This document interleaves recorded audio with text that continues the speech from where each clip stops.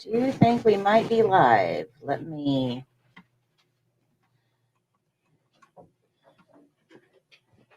Good morning, guys. If you can hear me virtually, please let me know. I know you guys can hear me. Good morning. How is everybody? Good. How are you?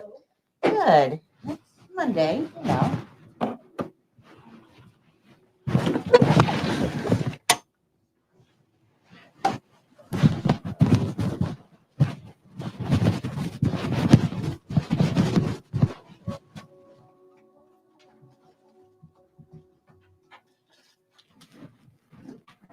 There we go. That'll work.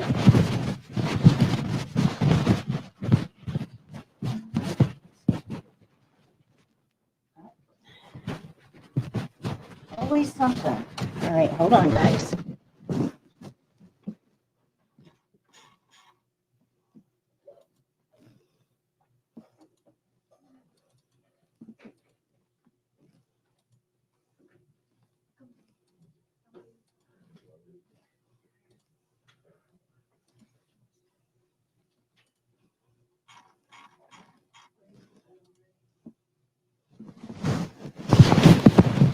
All right.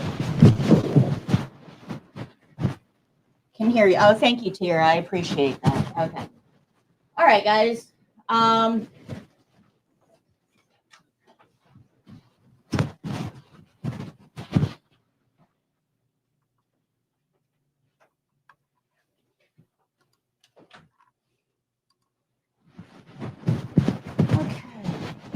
How'd you guys do on your homework? Good. Any questions on the homework? Chapters 8 and 9. Chapters 8 and 9. 8 was on nutrition. Nobody has any questions on nutrition? No? You need to know the diets. You know, somebody's on a low salt diet, what does that mean?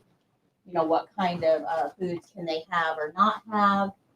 You've got to know how to read a nutrition label, you know, to see how much sodium is in something. So keep that in mind. And then 9 was on rehabilitation and restorative care. So let me go ahead and get your scores. Michaela, Joan, Sheila, Tiara, Sebastian, Egypt. I got 100 and then a minus 100. Thank you. Damon, What, chapter 6 and 7? I've got 6, 7, and 8 I need. Okay, I got 100 and 395. Thank you. Charlene, I have 100, 90, and 95. do you happen to have 5 for me as well? Chapter, the review sheet? Or No, in the book. Yeah, it'd be 185.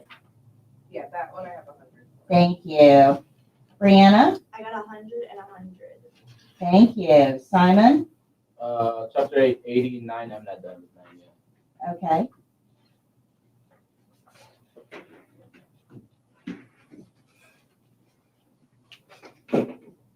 Okay, Mackenzie, 90 and 90. thank you. Yanizla, Nathaniel, Jocelyn, I got 90 and 90. thank you. Vernaje, okay.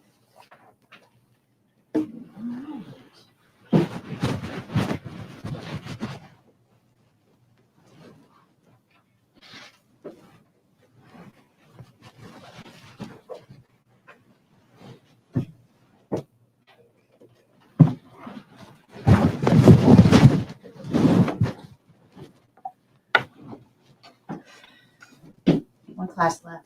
I know.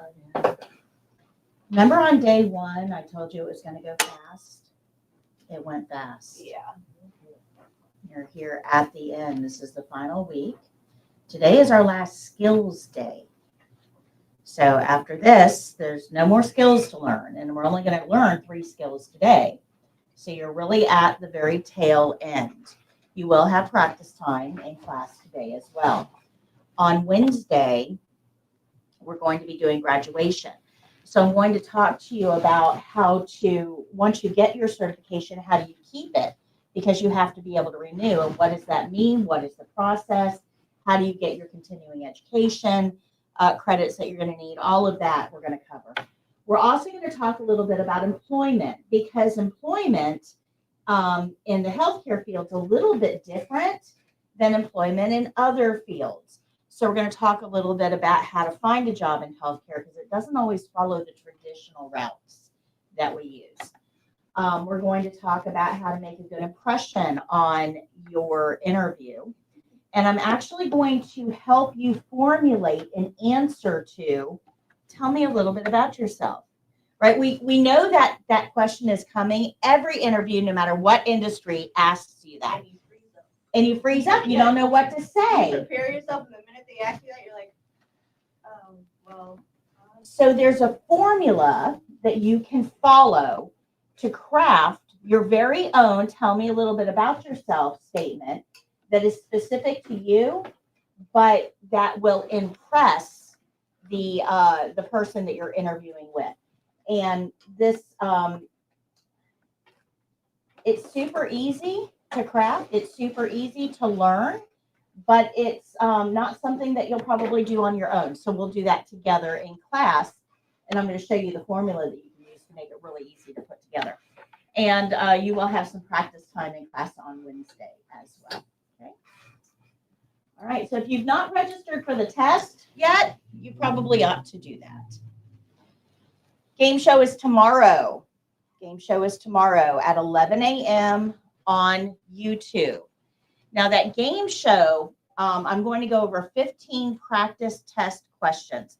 So these are test-like questions taken directly from the test plan.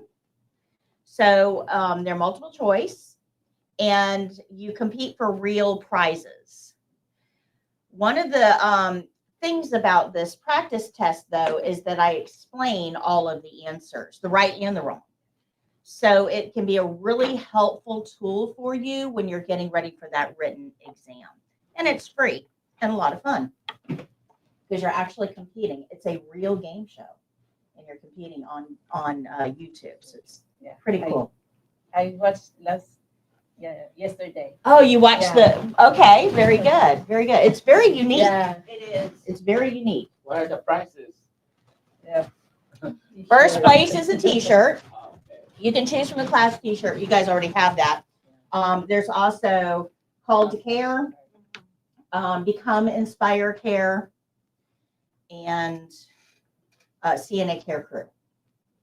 So we've got a couple of different t-shirts to choose from. Second place is the card game, which we have up here, the CNA Principals card game. Third place is a badge holder and some motivational gifts. And you can't get that badge holder in any other way. You have to win it on the game show. Oh, dang. Yeah, it's very exclusive. Very exclusive. Answer on YouTube too, right? I mean, just Yeah, comment. Yep, you answer in the Yeah, comments. And she So picks the winner at the end, I believe, right? Yeah, the program that I use actually reads the answers as they come in Yeah. and awards points. And then at the end, it tallies all those points and tells us who won the game. So it's a lot of fun. So it'll be tomorrow at 11 a.m. No, that's not you. Okay, we talked a little bit about this, just a little bit about this in the last class. I have this workplace quiz that'll help you determine the best place for you to work. So you just go to 4YourCNA.com. Actually, if you scroll about 3/4 of the way down on the page, you can see it right there. So it's really easy to find. And it will help you kind of figure out where you should be concentrating your job search efforts. So I have a question. I took the quiz and it said that I'm better in a pediatric facility. Do they have CNAs in the pediatric They do. They facility? do. Like a doc, where would that? So pediatrics is usually done in the patient's home. because that's where most kids live. Right. So private duty That's what I thought, yeah. 'cause I would did be, that. and they do have private duty CNAs for, Kids. medically fragile children. But you can also work, we actually have a pediatric daycare here in the county. On behind- Forest Oaks. No, it's behind Friendly's Car Wash on 19. Okay. It's called Tender Care. I didn't know about that, because I know there's one on Forest Oaks, a tender care, right by the DMV. They put a tender care up there. They may have moved then. Okay, because I applied there and they were just looking for the CNA, and they said, when you get your license, come back and talk to Okay. me. So I was like, So, okay, so did you guys move, or is that your new location? Because it's newly built. I just seen it's newly built. okay, then they probably have Mhm. moved. Yeah, I'm not up to date on their information. But Tender That Care would be is one place. our pediatric daycare Okay. for the county. Now, what does that mean? Well, if you've got a child who has special needs, if they have a feeding tube, if they have seizures, if they are on a vent, if they, I don't know, have complex Autism? medical needs. Okay, I was gonna say like autism. Well, medical needs that would keep them from going to a normal Normal. daycare. Okay. I hate using that word Yeah. normal, but what we consider a traditional daycare. Because a traditional daycare, they have daycare workers, they don't have medical people. So they're not comfortable with a child that goes into seizures. I mean, Right. that's kind of way beyond their pay grade. That's not what they do. So we have to have a daycare for these medically fragile children to go to that is staffed with nurses and CNAs and therapists and other things. So ours in our community is Tender Care. So that's where you would probably want to look. But you can also look for private home Home care care. opportunities as well. I know that Maxim used to have the home care contract for pediatrics in our county. I don't think they do anymore, but I don't know who does. Okay. Just start calling around some home care agencies and ask who has the contract for pediatrics in the county. Everybody knows, so they'll Yeah, tell my you. last job, she had it but it was all the way in St. Pete. She Okay. had it out in St. Pete where we worked. Yeah. Yeah, I'm not trying to go that far anymore. Yeah. All right. So any questions before we move on? Just about the background. I just had an interview where I actually just got off the job. I had to get my background ran this weekend. Do I still have to pay for the one for metric? The background that you're having done for employment, the pre-employment background screening, is it for medical? No. Then yeah, they probably won't be able. So a couple of years ago, well, I don't know, 7-8 years ago now, time flies. Floridians actually had to vote on this. This was on the ballot because so many industries require background checks, right? If you're going to go into banking, some transportation, childcare, education, you need background checks for a lot of things, but they were very compartmentalized, industry specific. So there was a ballot that said, okay, can we just put all background checks in one bucket, and then anybody can go in and look at it no matter what industry you're in. And that would keep you guys from having to keep getting background checks and background checks and background checks. And unfortunately, Floridians voted no. They wanted to keep everything compartmentalized. And I think it has something to do with privacy concerns or, cross-referencing or whatever. With everything we vote on has positives and negatives. It just depends on which side gets more press, as to how it, is ultimately going to end. So this particular ballot initiative failed.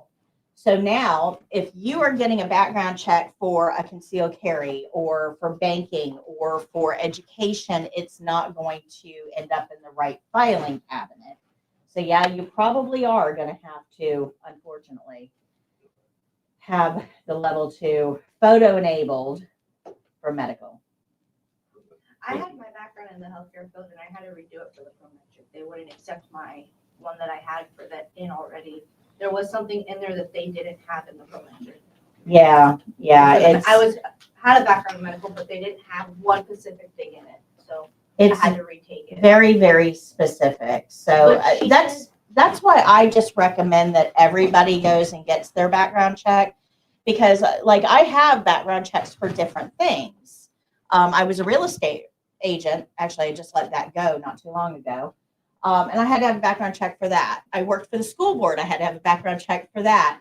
I actually go into schools and, for CNA, and I had to have a background check for that. So, and I also have federal contracts, which I had to have a federal background check for that. So I've got a lot of background checks. But when I just went to renew my RN, I have to have a level 2 photo enabled background check, just like you guys, for, on file, and they're only good for 5 years. So I had to go get one. None of those worked.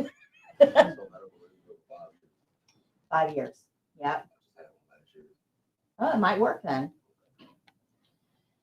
So I still had to go get mine. Yeah, I still About had a to month go get- ago. I still went and got it anyways, just to be safe.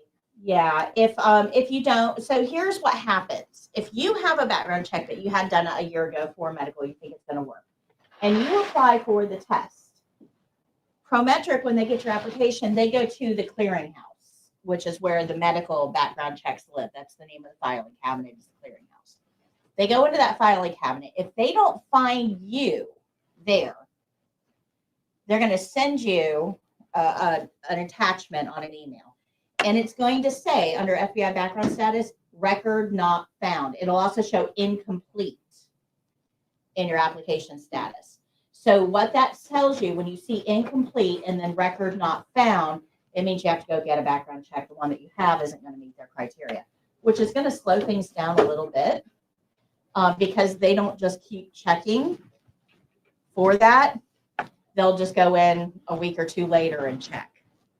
So it does slow things down a little bit, but if you're okay with that, then see if, they can find the one that you have. Save you a little bit of money. All right. Any other questions? All right, here we go. These are the 3 skills we are going to learn today. Today is all about toileting. It is all about toileting. All right, so the first skill we're going to learn is how to assist somebody with a bedpan. Now, one of the things I want to go into before we get into this lesson, this is a question I get a lot on my YouTube channel and with students. You've watched my videos. You've heard me talk. I say a lot. Now, remember, when you're watching me demonstrate things, I'm teaching. I am teaching you how to do what I'm doing. So I use words to teach you. But students are often very confused. What am I supposed to say when it comes to doing the skills? Do I have to say everything you say? So this is a very, very common question. Now, the answer is yes and no. You don't have to use the exact words I'm using. Use whatever words you want to use. But can you imagine for a moment, think of you being a patient. You are in a strange place, surrounded by strangers. You're not comfortably dressed. Your family may or may not be in the room. You are vulnerable and scared. And you know that a lot of things that are going to happen to you here are going to hurt. Healthcare is not comfortable. So you've got somebody that comes in the room and they start doing stuff to you without talking. That's uncomfortable, very uncomfortable. Very. So you're automatically going to stiffen up a little bit because you don't know what they're doing and you're going to be a little bit resistant. Even if you're a compliant person, you're going to become a little resistant just because you don't know what's going on or what the next step is, or is this going to hurt? So talking your steps out loud to your patient helps them understand what's coming next. Does that make sense? It can also help you in the test as well, because if you're used to talking out the skills, and you should be, if you're used to talking out the skills, your mind will remember the next step, right? What's next in the sequence. And I can prove this just by the ABC song, right? How long has it been since you have sung the ABC song? Well, yeah, if you got kids, probably pretty recent. But most of us, it's been a minute. But if I started singing the ABC song, which I won't, but if I started singing the ABC song, you guys could chime right in, right? You remember what comes next, even though it's not something that you've done recently. And that's because of verbal repetition. When you say something over and over and over again, you tend to know what comes next. Same thing with a movie. Have you ever watched a movie so many times that you know the lines? Okay, I did that last night. I talked my way through an entire movie because I've seen it so many times I knew the lines. It's because with verbal repetition, the more you see it or hear it and do it, the more it will become automatic to you. Make sense? So this repetition, this talking it out can help you on the state exam as well. So it's good for the patient and it's good for you.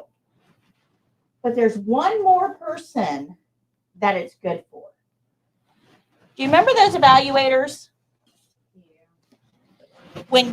Yeah, exactly. They don't want to be there. They want to be at home in their pool drinking their margaritas.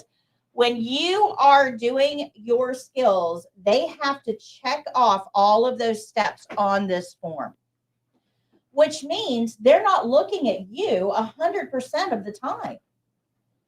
They're looking here to check stuff off. So if they don't see you do something, they can't give you credit for it. But if they hear you do it, you'll get credit. Do you guys see how that, just by them looking at this form, they may miss a step? But if you say it, they'll get it. And they'll get Right, it. they'll hear it. Yep. Make sense? Make sense? Okay. So talking it out is good for the patient, it's good for you, and it's good for the evaluator. So why wouldn't you do it? But for me, it's not about the test. It's really not. It's about the patient. When I'm out there working, everything I say in here, I say to the patients out there because it's their body. It is their health care. And I think it's important that we make them a partner rather than a victim. I never go into somebody's drawer unless they know exactly what I'm going in there for. They have their wallet and their jewelry in there. Private items. I never touch somebody unless they know exactly why I'm touching them and what my end goal is, what I hope to accomplish here. When you're working with dementia patients, it's even more critical that they understand why you're putting hands on them. Because this is the example I give for dementia. Does anybody in here speak Russian? I'm just going to pick on Russia today. This is not political. I'm just going to pick on a country, right? That nobody speaks the language. I want you to imagine tomorrow morning, you wake up, you open your eyes and you look around and nothing looks familiar. There's nothing in this room that looks familiar. And then somebody barges in, you don't know who they are. They're a complete stranger. And they start talking to you in Russian. And they start demanding things. And they get agitated and irritated, and you don't know what they expect of you. You have no idea what they're trying to say to you. You don't know who is on your side. Is this a friend or an enemy? You have no idea about anything. Nothing is familiar. That is how every dementia patient wakes up every day. And we get irritated with them because I told you to sit down. They have no idea what you're saying. All they can see is that you're agitated. What do you think that's going to do to them? Agitate them. It's going to agitate them. Absolutely. 100%. I'll make them violent. So we have to find, yeah, because when you're agitated You get violent. or Angry. scared, Shut down. Yeah, shut down. yeah. They may shut down. So when you have somebody with dementia, it is vital that they know what your intentions are before you ever touch them. Ever. Ever. Even just a gentle, calming hand on an arm can be misconstrued as a grasp, a grip, a restraint. And what do you think you would do if somebody tried to restrain you and you didn't know who they were? I'd honestly probably hit them or something. Yeah. Literally. I'm hitting- I'm startled, yeah. so that's my first reaction. Is, I'm hitting first, asking Yeah. questions later. Is it safe to say, like, working with somebody with dementia on a day-to-day basis, you do need to repeat yourself, even if it's something they do every single day. You tell them, we're going to wash your face. Here's your washcloth. Absolutely. Walk them. Okay. Absolutely. And it's really, yeah, exactly. And it's really critical that we understand that because remember, every day they wake up in a strange place surrounded by strange people and they don't know the language. Every day. Every day. Think of Groundhog Day. Every day. So consistency is important. Not just consistency in tasks, consistency in staff. And consistency in how we approach the patient. The way you approach the patient and the way you approach the patient should be very, very, very similar. Do we use post-it notes as like a form of treatment too? What's that? Post-it notes. Depends on the patient. It really does. Depends on the patient. There are some patients that we can use clues to, so when they go into the bathroom, we can have a post-it note that says, sit on the toilet. And now they know what to do.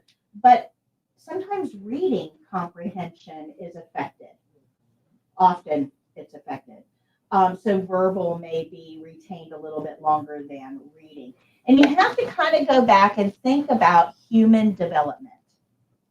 Okay, so let's talk about a 10-month-old child. Getting close to walking, taking a few wobbly steps. Okay, all right. They respond to verbal. You can tell them. They don't always obey, but you can tell them, right? It's verbal. You put writing in front of that 10-month-old, are they going to be able to comprehend it? No. So verbal comprehension being one of the earlier developmental milestones is going to stick around longer than reading comprehension, which is a later developmental milestone. So I know somebody that he had an aneurysm, and he has short-term memory loss now, but he just has developed the recent couple years dementia or Alzheimer's, one of the two. Okay, so both now. Okay, so the word dementia just means sick. That's all it means. So if I stood up here and I said, I'm sick, that doesn't really help. You know I'm not well, right? Sick means not well, but it doesn't give you any information. Does it mean I'm sick like I have a headache? Or does it mean sick like I'm nauseous? Or does it mean sick like I've got hepatitis C in 3 weeks, I'm terminal? Am I sick because I have measles? Am I sick because I have bone cancer? Sick can mean a lot of different things. It just really turns out it kind of means not well. It's not specific. Dementia just means sick, brain sick. I am brain sick.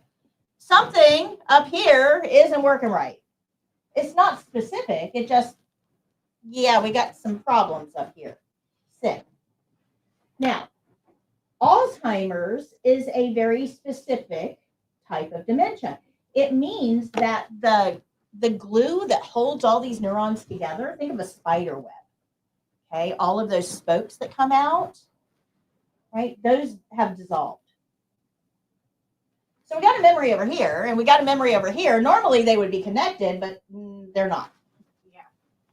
So that's Alzheimer's. Now, an aneurysm dementia, or an aneurysm short-term memory, what that means is we had an interruption in blood flow to an area of our brain. So remember, Alzheimer's is a memory over here and a memory over here that should be connected, but they're not. With an aneurysm, it's localized. This area of the brain did not get blood. This one. Now, that could affect your sight, your hearing, motor development. It might affect short-term memory. It could affect your ability to regulate your own temperature. It could affect a lot of different things. It depends on what area of the brain was actually affected. But then you've got Parkinson's dementia and Lewy body dementia and Jacobs Crutchfield dementia and post multi-infarct dementia, which is lots of little strokes all over the brain. You've got a lot of different types of dementia, but just remember, dementia just means brain sick. Doesn't really mean anything, just not well. Okay, could you have a lot of different types of dementia at one time? Sure. I can have hepatitis A and bone cancer and catch measles on top of it. Right? I can be a lot of different sick. I can have a lot of different types of dementia as well, because each one has a different cause. Does that make sense? And each one is going to give us different symptoms. Just like hepatitis and bone cancer don't give me the same symptoms, but they both make me sick. Does that kind of help you understand a little bit about dementia? When you have an Alzheimer's patient or a dementia patient that is getting agitated. I was like, he went to the hospital this weekend and it's like the nurse just, CNA just walked in and he was like, went off. I'm like, Right. It's your job, not mine. You fix it because that's on you. Yeah, that's not Yeah. the approach that Yeah, we she just came up and started like trying to stick him with a needle and I was like, my husband's like, oh my God. So when we have a dementia patient that is getting agitated or irritated or isn't cooperative the way we think they should be, it's usually us. We need to stop and check our approach. And I want you to remember that image that I just gave you. Waking up in a strange place, nothing is familiar, you don't recognize anybody, and they're all talking a weird language. How would you react? If you can remember that, it'll help you adjust your approach, and you'll probably get a lot further with these patients. Okay, good. Miss Betty, there was a question that came in. Okay, Betty, how long does it take to do background check? How long do you have to do the background check? Betty, this is going to depend on your state. I'm just going to talk about Florida because I have no idea where you are, and I don't know all of the laws in all of the different states. But in Florida, we're very quick. When you do the background check, you just have to wait about 24 hours to apply for the test. It goes through very, very quickly because it's all electronic, and the code we use routes it to the right place. So do your background check, wait about 24 hours. And you really should do that before you apply for the test. But if you don't, if you apply for the test and they give you the form back that says record not found and you go do the background check, it can take up to a week or so for them to pair your background check with your application. So it could delay it a little bit. Okay. Good. All right, let's learn about Bedpan.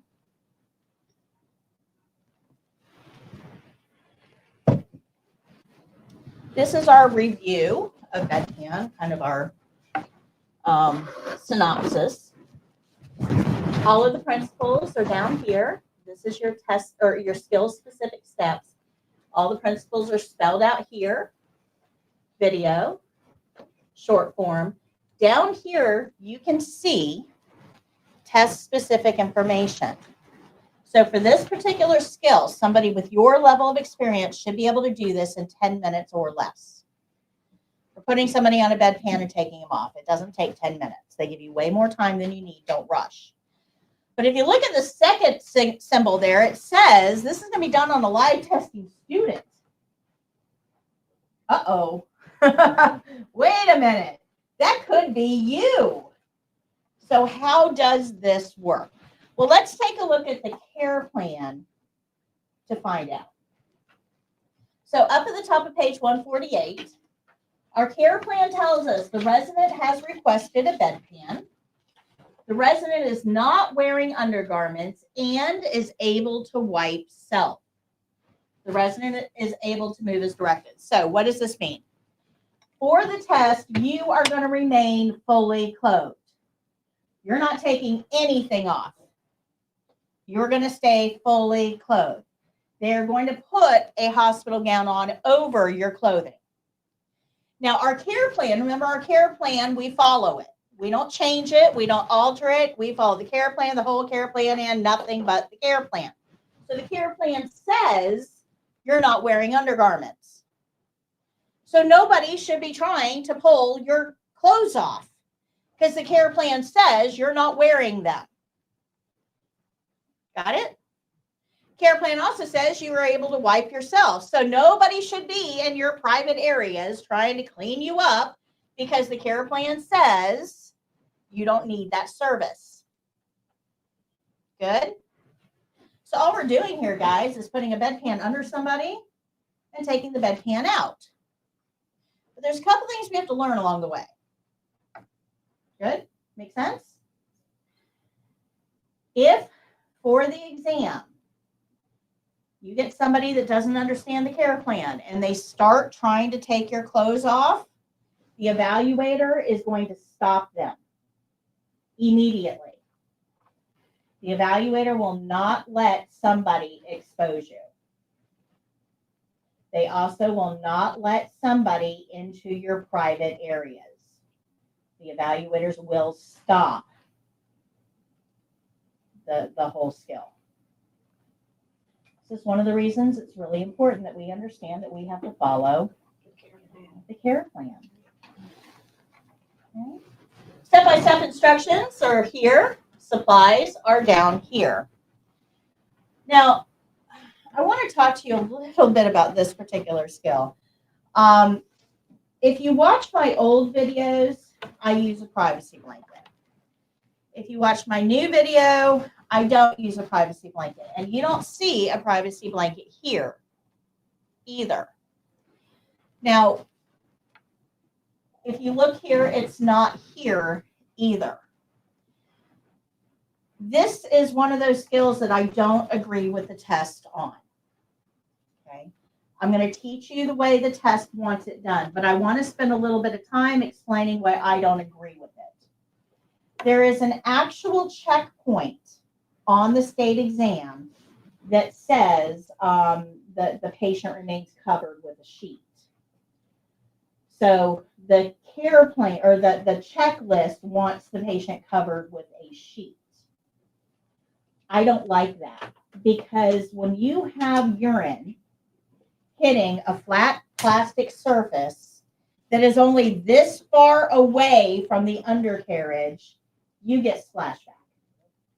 And chances are splashback is going to affect the sheet. It's just physics. I don't like leaving my patient in a bed with a potentially soiled sheet on top of them. That's just pretty high on my gross meter. So for me, a privacy blanket should be used because it's something that keeps the patient covered, but something that we remove at the end of the skill so that we can restore a clean sheet over the patient after the skill has been completed. Does that make sense? So to me, a privacy blanket should be used for this skill. But our checkpoint is very specific. Checkpoint says, ensure the patient remains covered with a sheet. It doesn't say ensure the patient remains covered. it has with the sheet. So because of that, this video, the new video, and these step-by-step instructions are not going to use a privacy blanket. But if I'm the one in the bed, please give me a blanket. Don't cover me up with pee-covered sheets. I mean, that's just gross. Good? All right, so for this skill, we're going to ask our patient to lift their hips because our care plan says that they can move as directed. The easiest way to get a bedpan under somebody is to get them to lift their hips up. Put the bedpan there. I mean, it just makes it so much easier. But what if the patient can't lift their hips? Well, our care plan says they can, so that what if is out the window. But in a clinical setting, what if they can't? In that case, we would just roll them. Roll them on their side, put the bedpan up against the bottom, and then roll them back onto the bedpan. When they're done, you got to hold that bedpan flat for them to roll off. You'll only make that mistake once. So when somebody has to roll, you roll them, put the bedpan against the bottom, roll them back onto the bedpan. When they're done, hold the bedpan flat and let them roll off of it and remove it. Good? You're still going to get spilling. Still going to get spilling. Now, with all of this movement, whatever's in that bedpan is probably going to slosh around a little bit. So we're going to want to make sure that we put something on the bed under the bedpan to capture anything that spills. So you're going to make sure that you put a chucks under the patient and then the bedpan under the chucks. Or I'm sorry, on top of the chucks. Let's talk about bedpans themselves, though, for a second, because I don't think that most CNAs understand where bedpan is in our decision tree. And that's what this is called. This is a decision tree. So I know that every patient that I care for is going to have to go to the bathroom at some point in their care. It's something everybody does multiple times a day. I know this is a need. This isn't a maybe. This is a, they're going to have to go. So the first thing I have to ask myself is this patient continent? Do you guys remember what incontinent was? Okay, so is the patient able to hold on to their urine? I need to know. If they're incontinent, well, we're just going to clean them every 2 hours around the clock. They can't hold their urine, so they're incontinent. We'll just clean them up. But if they are continent, now I've got some decisions to make. Best case scenario, this is the one I want, is the patient takes care of all toileting needs themselves. I'm not involved. That's called bathroom privileges. If this patient can get up out of bed and go to the bathroom and take care of their own bathroom needs and I'm not involved, that is a good day for me. That is bathroom privileges. And that's what we hope all adults can manage. But sometimes they can't. Sometimes they need a little bit of help. Maybe they can get all the way to the bathroom, or maybe they can use the bathroom, but they can't get all the way there by themselves. In that case, it would be bathroom with assist. That means we got to give them some help, either help getting there or help while they're there or help standing up or help wiping or help with their clothing. They need some help somewhere. Bathroom with assist. Good. So ideal world, they take care of it themselves. Bathroom privileges. Next step down is bathroom with assist. Now, what if they can't make it all the way to the bathroom? That's a far walk for some people. Well, in that case, we have a portable toilet called a bedside commode that we can use. Looks like that. Looks like a little toilet that sits right next to the patient's bed. And they can use the bedside commode. Now, CNAs empty them and clean them, but they can use the bedside commode with or without assist, just like bathroom. Okay, it might say bedside commode or it might say bedside commode with assist. Good. All right, so those are my perfect world scenarios. They go to the bathroom with or without assist, or they use a portable toilet with or without assist. But what if none of those are going to work for my patient? Well, now I'm left with two options. The first is a catheter. We only use catheters if the pee can't come out on its own, or if the pee coming out might interfere with something else, like a wound. That's the only time we would use a catheter. We don't use a catheter for convenience. Catheters kill about 2,500 people a year. We're going to find that out in a few minutes. So we don't use catheters unless we have a reason to use a catheter. So if they can't go to the bathroom and they can't use the bedside commode and I don't have a reason to use a catheter, now I'm left with a bedpan. Do you guys see that bedpan was the last resort? This is not my first stop at all. This should never be my first stop. This should be my last resort. Now, why is that? Well, bedpans are not comfortable. They're hard to use. They're not comfortable. There's also a problem with bedpans in that they're shallow. Okay, when you put this under a patient's bottom, their undercarriage is going to sag down in. This is all the space we've got. And we got an undercarriage that's sagging in part of that. You guys starting to get a visual here? That means that you are way too close to this surface. And whatever comes out is going to touch you. You ever had toilet water splash up on your backside? Not comfortable, is it? We tend to clench. It's unusual. And that's what's going to happen here. You guys seeing that visual? This is not a fun time. It's not helpful with that situation. The other problem is psychological. We have been trained from the time that we were about this tall, don't pee in the bed. Don't pee in the bed. Don't pee in the bed. And certainly don't poop in the bed. Just because somebody comes along and puts a plastic pan under your butt does not mean your brain is going to let you pee in the bed. So this may require a couple of attempts. We may get the bedpan under the patient, leave them for 10 minutes, come back, and they're like, wasn't able to go. Okay, we'll try again in a few minutes. Don't get mad at them. When they hit that call light 10 minutes later and say, I need to go, don't get mad at them. These are hard to use. Yeah, well, yeah, you've got to retrain your brain and your body. Now, on top of that, all that's bad enough, isn't it? All that is bad enough. But on top of that, we've got one more problem. We have an audience. We have another person in the bed that is only separated by a curtain. Now, if you're the type of person that has a hard time going to the bathroom in a public bathroom where you've got a solid barrier between you and the next participant, this is really hard.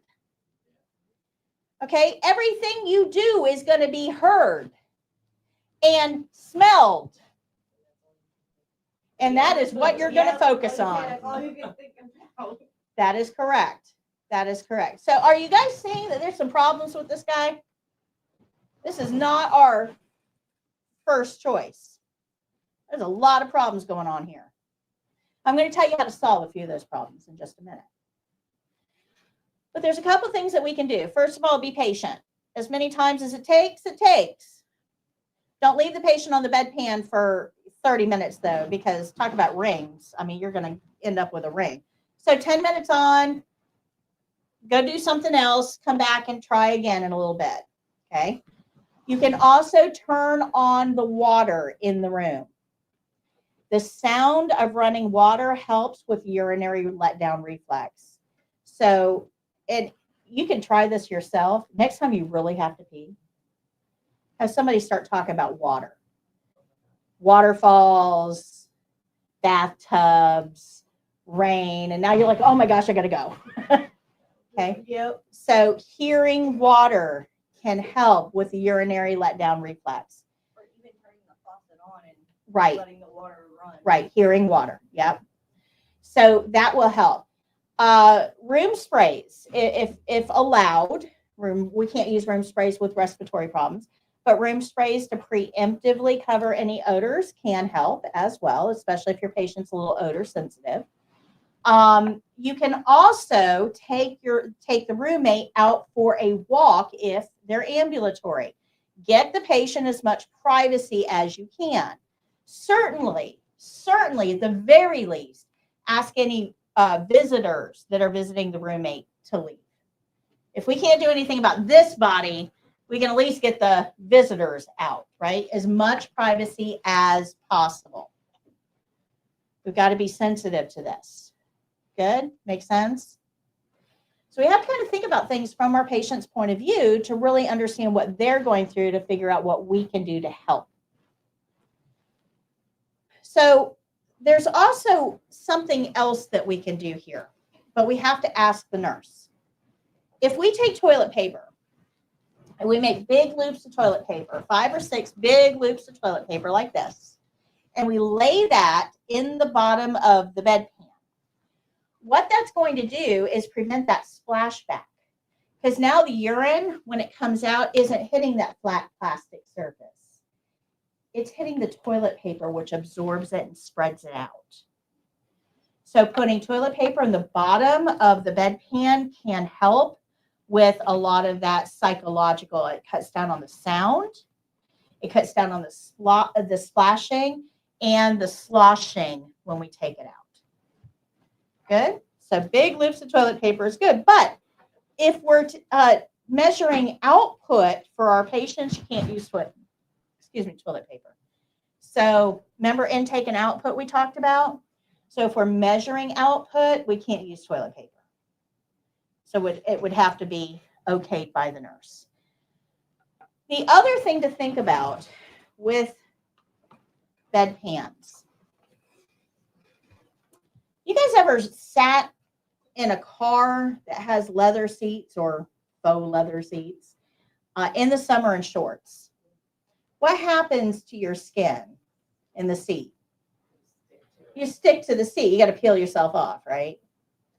This is a plastic surface. Remember that our body temperature is about 98.6. When you sit on this for a bit, 5-10 minutes, it is going to warm this up. And when you try to take this out, it's going to stick to their butt. Now you're trying to yank on this thing and it's filled with body fluids, and that is not a good recipe for anybody. So what you can ask the nurse, remember we always have to get permission, can I put powder, cornstarch or powder on this seat surface? And if we do that, it allows, it absorbs that moisture, so it prevents the skin from sticking and allows this to slide out from under the patient very easily. So if I've got a bedpan that I need for my patient, I want to find out, can I put toilet paper in and powder on?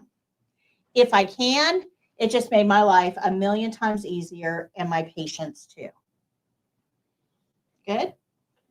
Good. Do you guys understand this whole decision tree?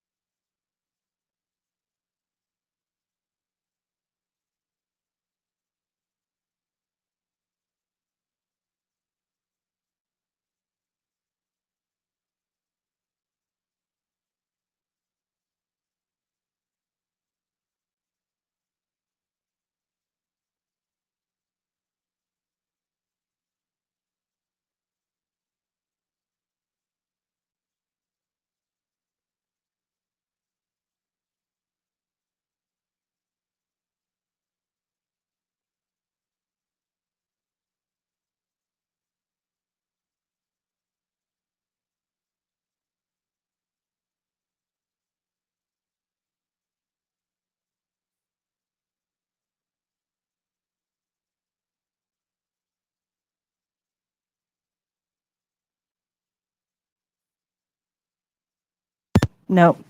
Okay, it unplugged? Is Yeah. it working again? it is working. I see the things. All right, sorry guys. Thank you, Ms. Cannon. Thank you, Miss Cannon. I appreciate that. Okay. So we'll use this. All right, so let me explain to you what I mean by the hardest part of bedpan. So if we have a patient, this will be my patient, okay, laying in bed, and we put a bedpan under that patient, what does it do to their middle? Raises it up. How many of you ladies can pee uphill? If you are successful in peeing uphill, it is going to roll downhill, which means that pee is going to end up in your hair. That's pretty gross. Yeah. So, and if you think that's bad, try having a bowel movement uphill. That's not going to be successful at all. So when we put a bedpan underneath a patient, the most important step is to get them into a position that they can use that bedpan. Now, for you and I, that means that we need to be sitting up. So putting the head of the bed up is actually the most important step of this skill, because everything else doesn't matter if they can't use the bedpan. Good.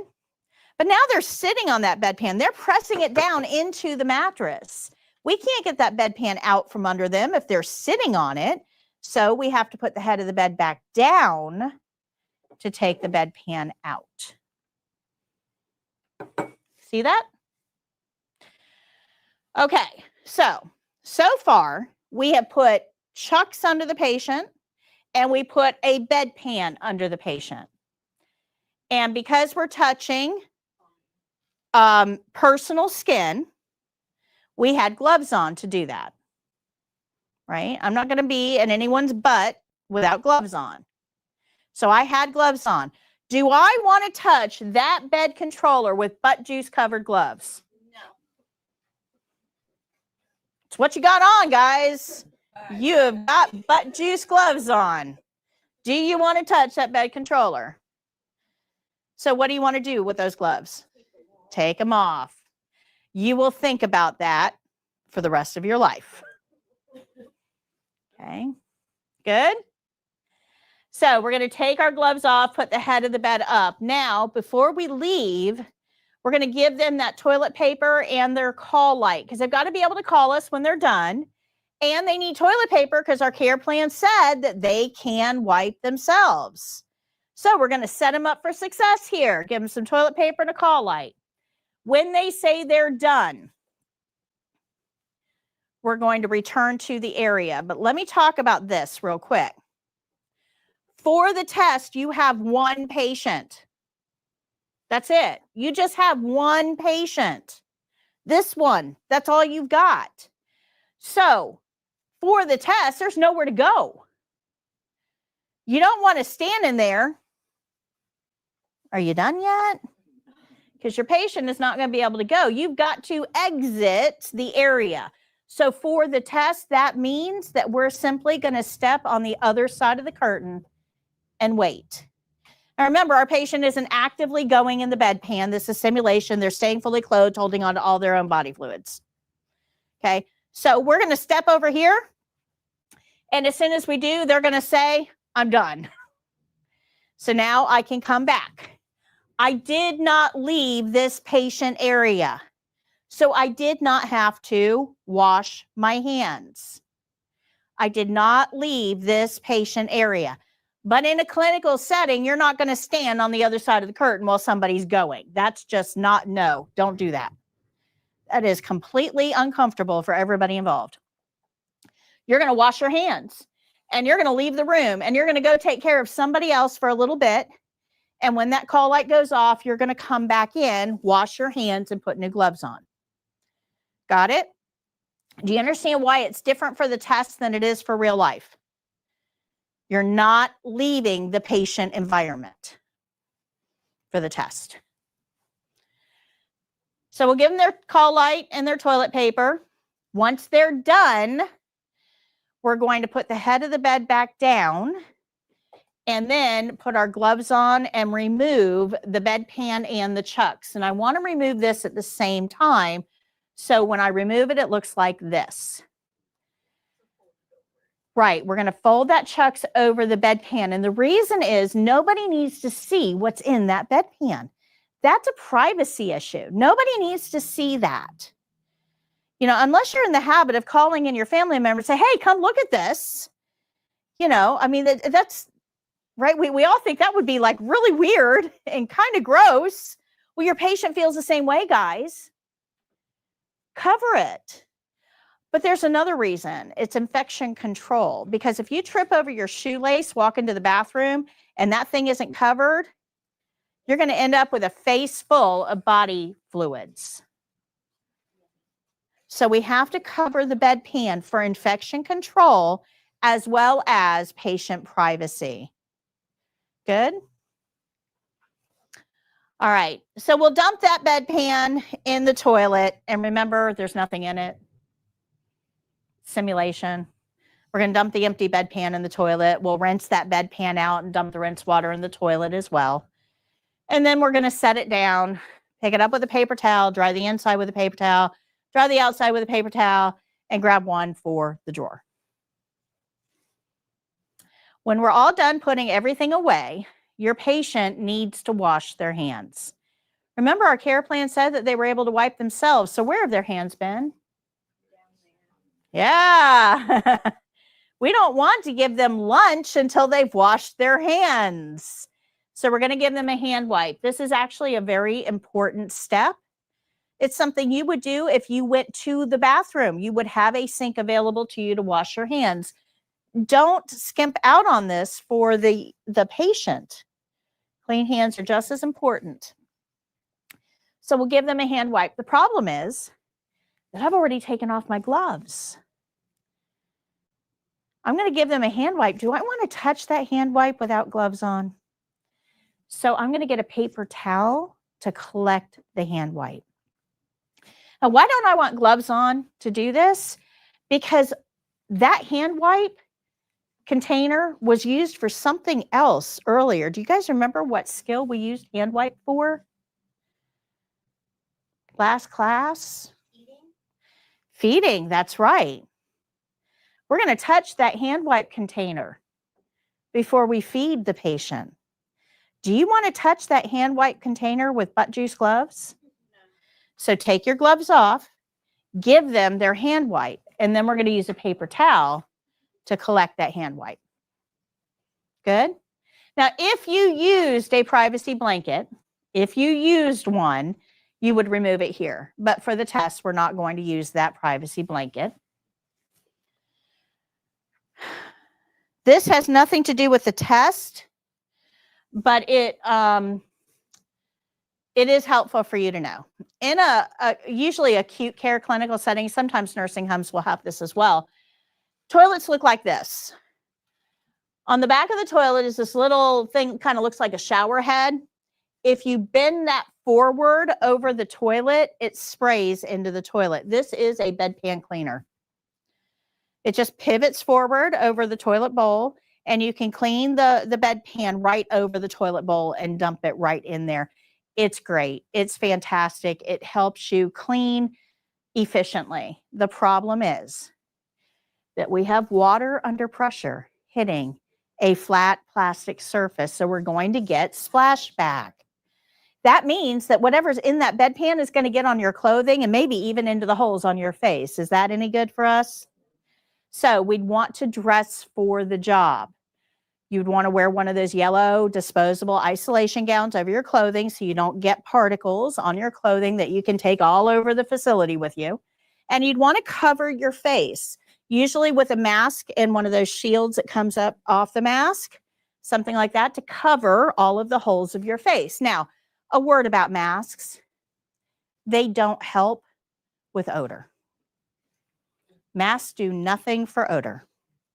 You're not wearing the mask because of odor. You're wearing the mask to keep the body fluids out of your holes. If you are odor sensitive, if odors bother you, there is something you can do.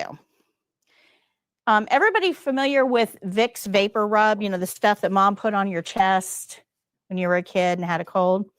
You can put just a little bit of that underneath your nose and it helps manage odors. I can't use that because the menthol I look like Rudolph. I mean, within like 3 seconds, I'll look like Rudolph. So I always made my own. I would get the little things of Vaseline from like the dollar store, just a little, and I would put a few drops of my favorite essential oil in. I like orange blossom or lemongrass, whatever your essential oil is. And then you can use that underneath your nose. The menthol tends to be a little bit more, skin, if you have sensitive skin, can be a little more reactive. But there's other essential oils that aren't.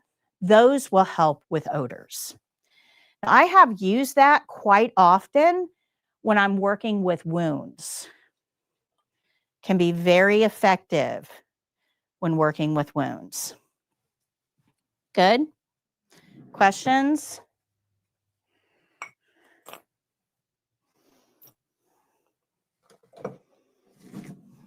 Okay.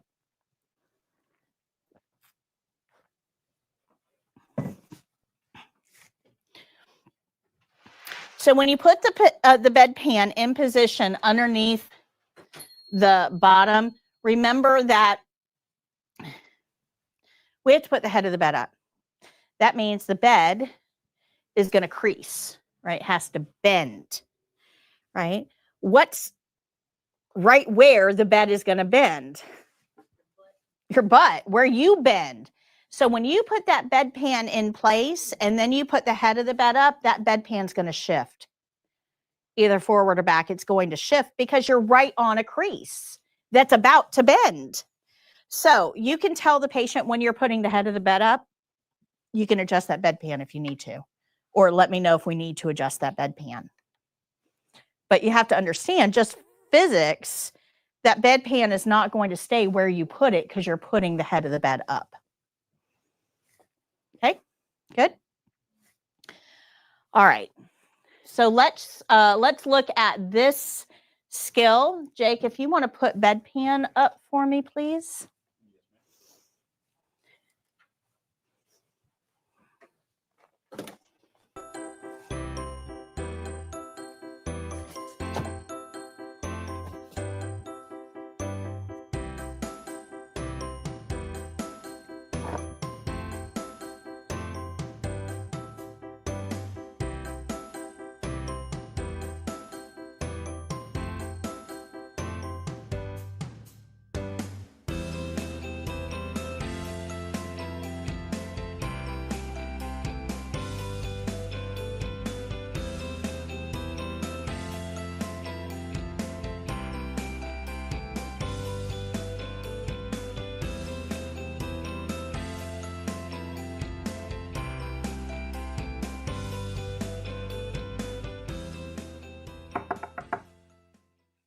Hello.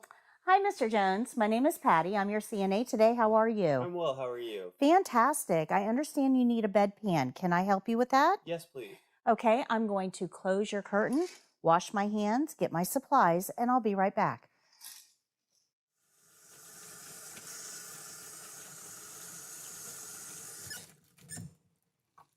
After I've washed my hands, I'm going to get my supplies. I'll start with a barrier, unfolding it with the absorbent side facing up, and this is going to give me a clean place to put my clean supplies. And we're going to start with the chucks, and then I'll move over here to the patient environment. I need a set of gloves, a second set of gloves, hand wipes, and I'll need the bedpan, which will be in the bottom drawer. I'm going to open the drawer, but I'm not going to touch the bedpan until I put my gloves on. We'll go ahead and put the gloves on.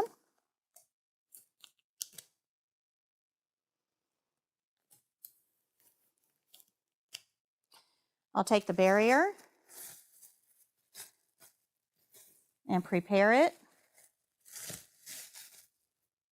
by holding it up with the absorbent side facing me, and I'm going to roll it toward me.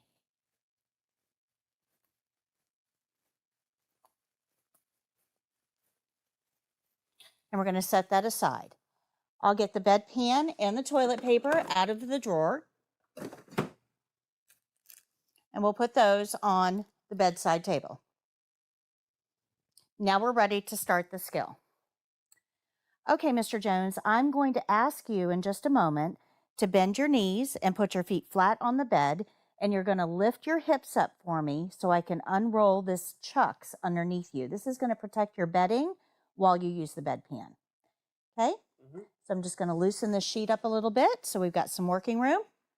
I'll take my prepared chucks and we're going to place it on the bed where we're going to unroll it under the patient. It needs to be under the middle of the patient where the bedpan is going to go to protect the sheets from becoming soiled. Mr. Jones, can you bend your knees? And I want you to lift your hips as high as you can go. Thank you. I'll unroll that chucks all the way to the other end. Okay, you can relax. There you go. Now we're going to put the bedpan under the patient.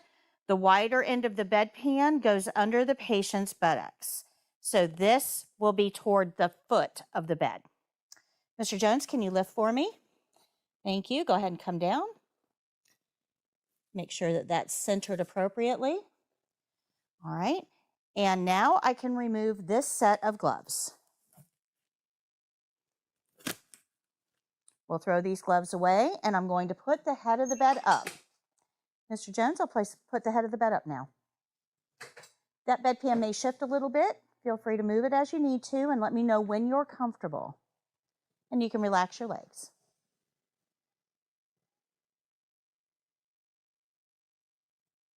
So you comfortable? Okay. Here's your toilet paper. Here's your call light. I'm just going to step on the other side of the curtain and let me know when you're done. Okay, Mr. Jones, are you done? I am. Very good. Let me lower the head of the bed.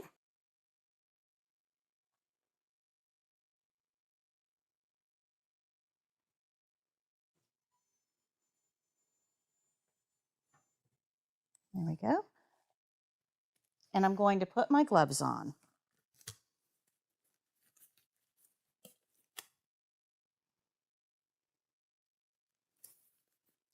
All right, Mr. Jones, in just a moment, I'm going to ask you to bend your knees and lift your hips off of the bedpan.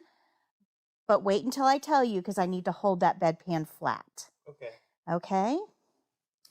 I'm just going to move this out of the way. I'll take a corner of the chucks. Go ahead and bend your knees. Don't lift yet. I'm going to take a corner of the chucks and hold the front of that bedpan down as he lifts. Go ahead and lift. And I'll pull the whole chucks and bedpan out. Relax. And we're going to take this to the bathroom for disposal. I'll bring the bedpan over to the patient bathroom area. We'll unwrap the chucks from around the bedpan and dispose of the chucks. And then we're going to dispose of the contents of the bedpan into the bedside commode. For testing, this is a simulation skill. There will not be anything in the bedpan, but we're still going to follow through with the simulation. We'll lift up both the seat and the lid. We're going to dispose of the contents of the bedpan into the bedside commode or toilet. And then we're going to rinse the bedpan. We want to put the rinse water into the commode as well. Now I'm going to set the bedpan down into the sink, disinfect it per facility policy, and then use a paper towel to pick it up. I'll take a paper towel to dry the inside. Throw that away. Another paper towel to dry the outside. Throw that away. And then one more for the drawer. Now that I've cleaned the bedpan, I'll get the toilet paper, place it in the bedpan, open the drawer with the paper towel, And then we're going to position this bedpan in the drawer and close the drawer with the paper towels. I'll then throw these paper towels away. We're going to remove the gloves and throw those away. I'll get a paper towel.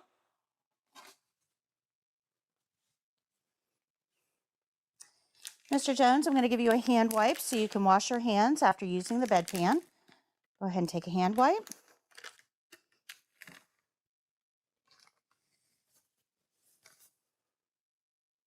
And then I'll collect that hand wipe after you're done with a paper towel. Thank you. This keeps me from touching the hand wipe. We'll throw this away. We're going to throw the barrier away.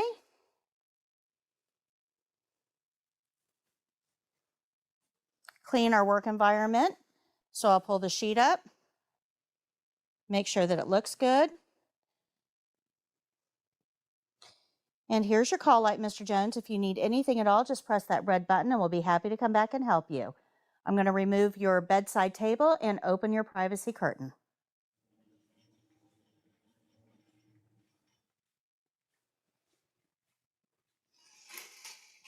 Is there anything else I can get for you while I'm here? No, thank you. Are you comfortable? Yes. Would you like a magazine before I go? No, thank you. Okay, your bed is in the low position. Your environment is clean. I'm going to go wash my hands.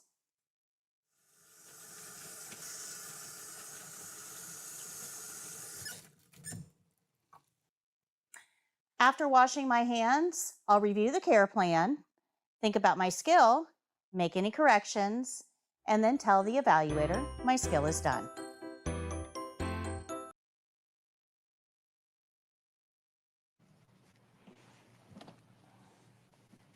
Okay, any questions?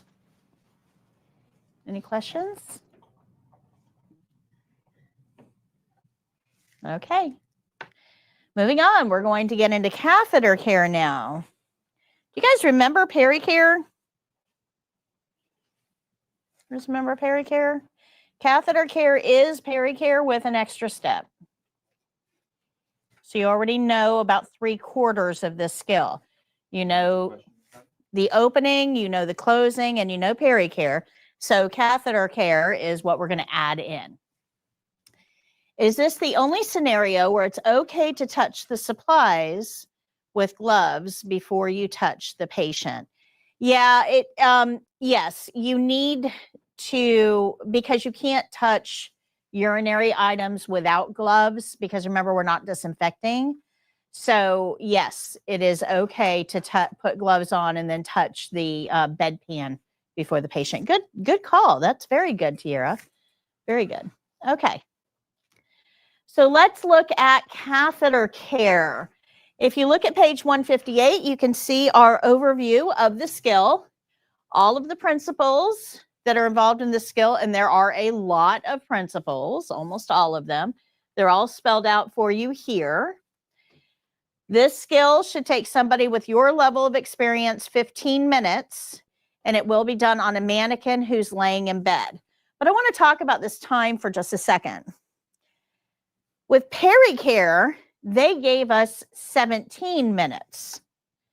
This is pericare plus, and they're giving us 15 minutes, so less time. So why is that?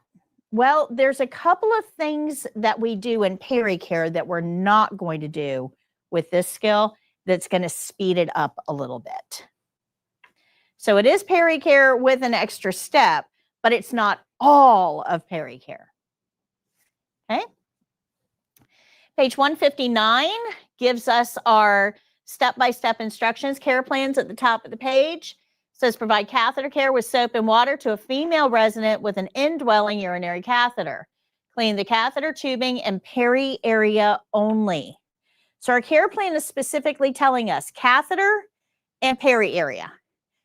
We don't have to clean the backside. So we don't have to scoot them toward us, roll them on their side, wash the backside, rinse the backside, dry the backside, change the pad out, and then, get them resituated. We don't have to do all that. So all of those steps are what's saving us time. Good? A lot of supplies for this. You can see the supplies down here. So if we remember peri-care, we change the chucks out from under our patient. We wash the front, rinse the front, dried the front. We turn the patient over, wash the backside, rinse the backside, dried the backside, and then we change that pad out again. This was peri-care. But with catheter care, we're going to put a chucks in place. They're not actually going to have one there. We're going to put one in place to protect the sheets while we're cleaning. We're going to wash the front, rinse the front, dry the front, and we're going to wash the tubing, rinse the tubing, and dry the tubing. We're not doing this. Okay? Those are the steps that we're not doing. So let's talk about catheters real quick. How often did we have to do peri-care? Anybody remember? Every 2 hours around the clock. Catheter care is only going to be done once a shift. Once a shift. Now, catheter care, we're cleaning the peri area and the tubing itself. That's what we're cleaning here. It's usually combined with emptying the drainage bag. For the test, they're making this 2 separate skills. But in a clinical space, you're probably going to do these together.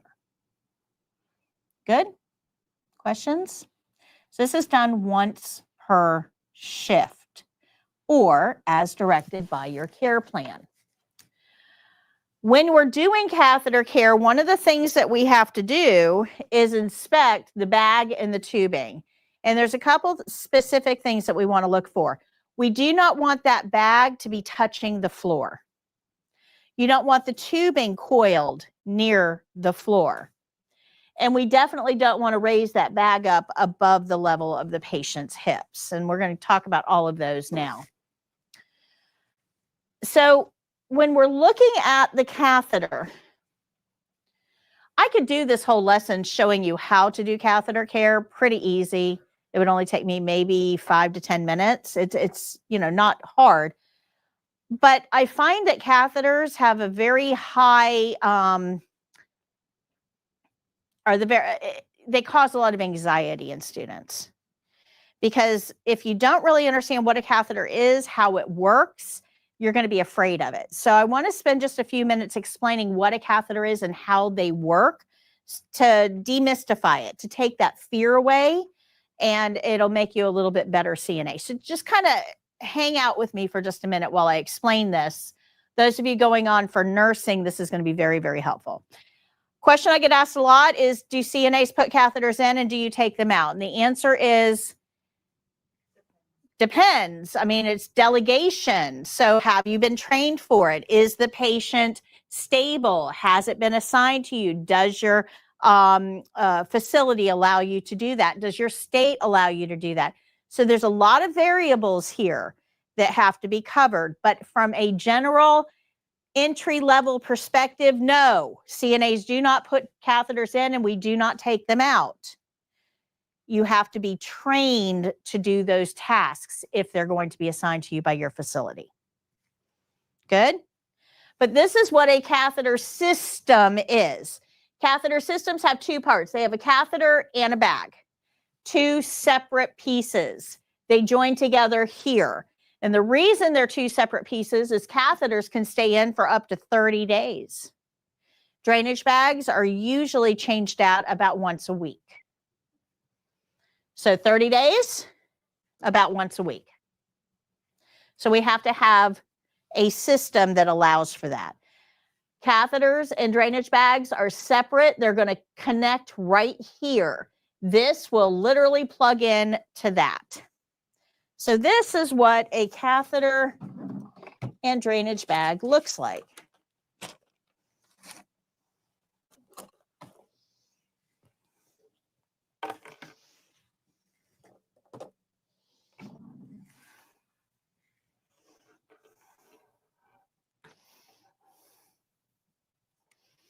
Okay. So this is the catheter part here. This is the catheter. And down at the bottom, it has a Y. One part of the Y has a hole that the bag plugs into. The other part of the Y has a port. Now that port is responsible for filling up this balloon.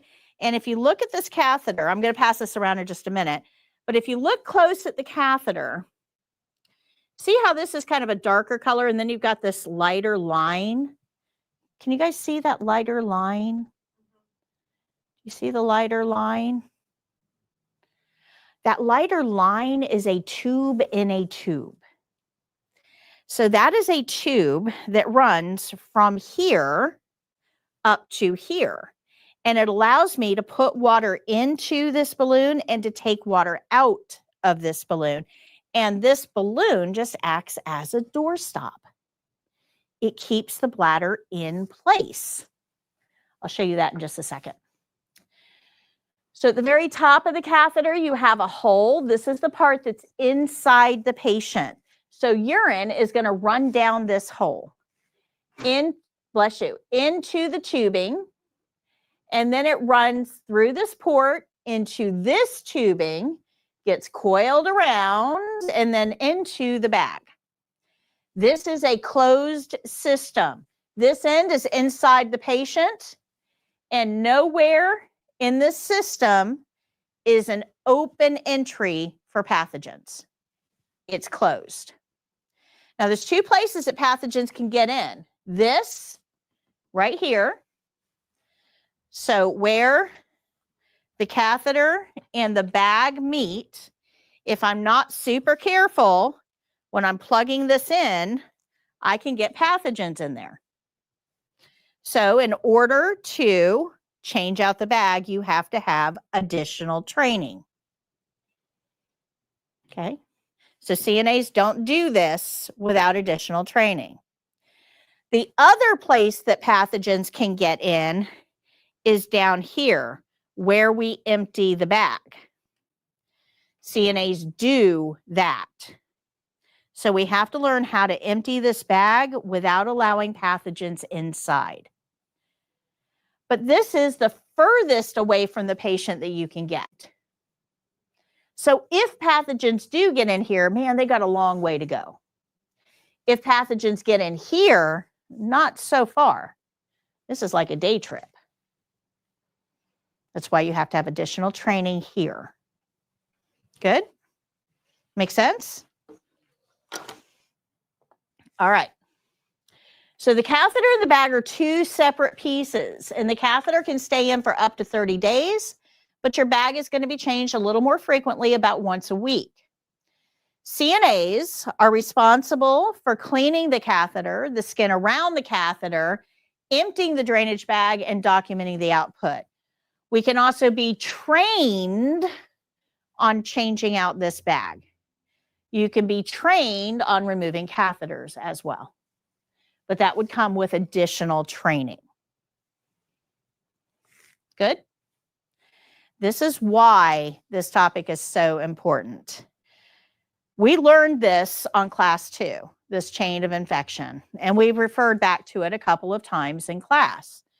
We have to remember that pathogens have to have a place to live, a doorway out, a way to get around, a doorway in, and that person has to be susceptible. Well, the problem is that when we have a catheter in place, if we let a pathogen into that system in any way, that pathogen now has a place to live. And it's going to be moving in that place. And if it finds a doorway out, moving through the urine, if it finds a doorway out, the only place that doorway can lead is into the patient. That's a problem. Catheter-acquired infections kill about 2,500 people a year. This is the #1 type of healthcare-acquired infection that we deal with. And because CNAs are responsible for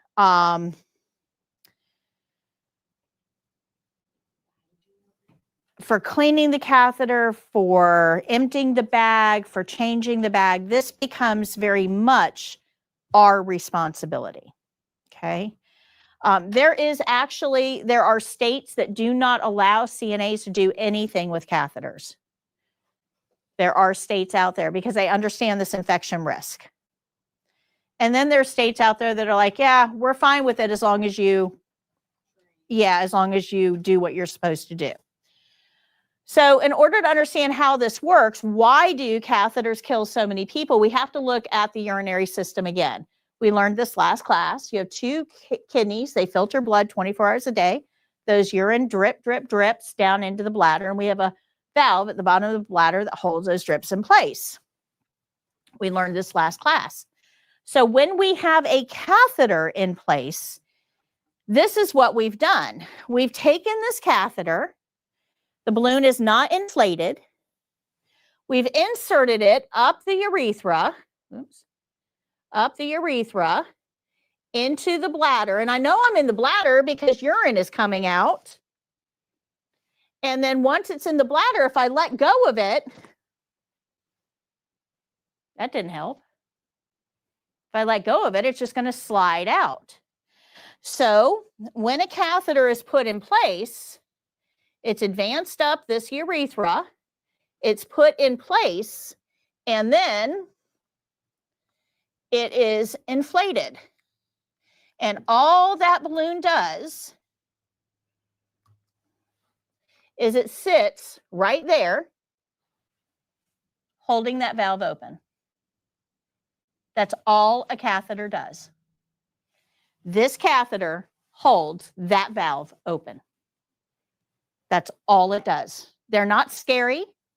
They're not foreign. They're not mystical. It's holding a door open. Now, because it's holding a door open, whatever's in that bladder is going to come rushing out.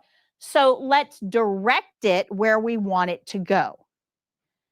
So we're holding the valve open using a hollow tube so that the urine goes through the tube and into the bag. Good? Questions? Do you guys understand how that works? All right. If we want to take that catheter out, I wouldn't just start pulling on this, because if I start pulling on it, that bulb that's there at the top, at the top of the valve, it will come out. It's squishy. It will come out. It'll probably break, but it will come out. What we want to do is deflate that ball, and then it will just slide out just like you saw happen. Good? Questions? So there's nothing scary about catheters. They're actually tubes. They're straws.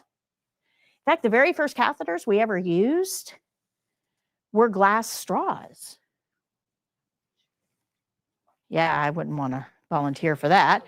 Eventually, they became much more flexible, and we made one of the openings of the straw covered to make it easier to go in. But it's essentially a straw. That's what it is. All right, so I'm going to pass this around so you guys can see.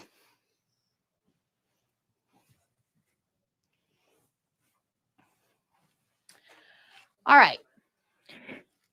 When we have, let me have my pen here.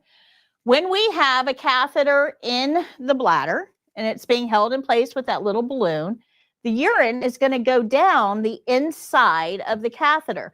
So we're just directing the flow of urine. And it's going to connect to the bag through a port right here. So we have a couple of different bags that we can use. Remember, these are two separate pieces. So both of them are going to connect at this port, and all bags connect the same way. But the bags themselves might change a little bit. This is the one that we're passing around. This is the one you'll use on the state exam. This is called a bedside drainage bag. It's going to hold quite a bit. But if we have somebody that's out in the community, walking around, they probably don't want to be carrying a suitcase of urine through a store with them. People will stop and stare. That's just unusual. and a little embarrassing. Nobody wants to be displaying their urine. So when we have somebody who is ambulatory or out and about, we generally use this kind of bag. This is a leg bag. It's smaller, narrower, and it's designed to strap to the inside of the thigh or the calf.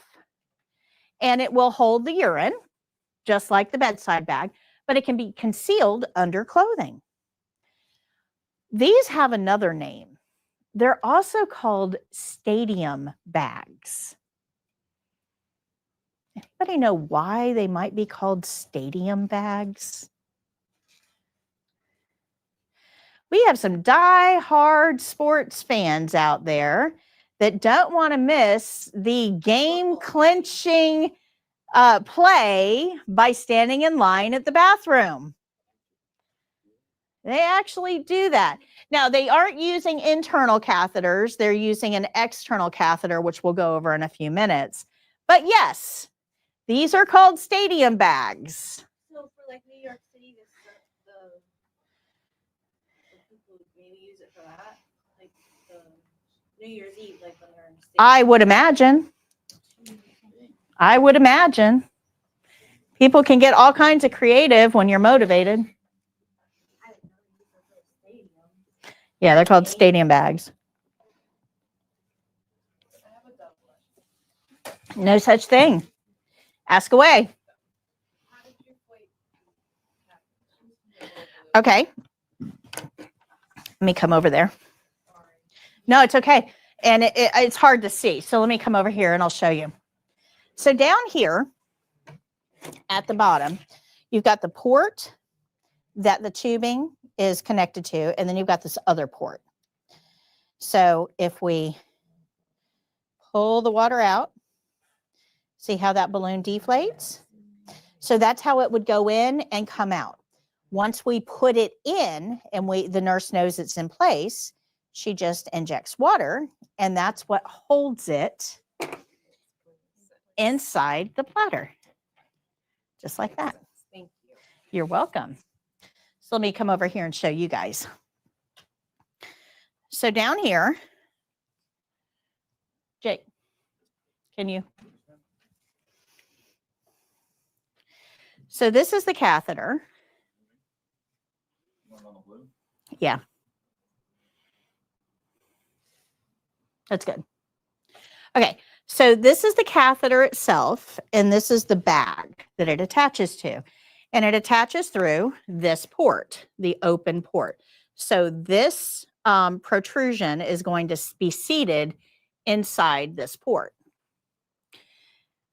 For the balloon, it's the other side. There's going to be a colored tip on it.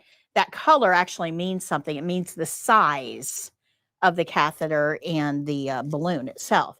So we just take a syringe.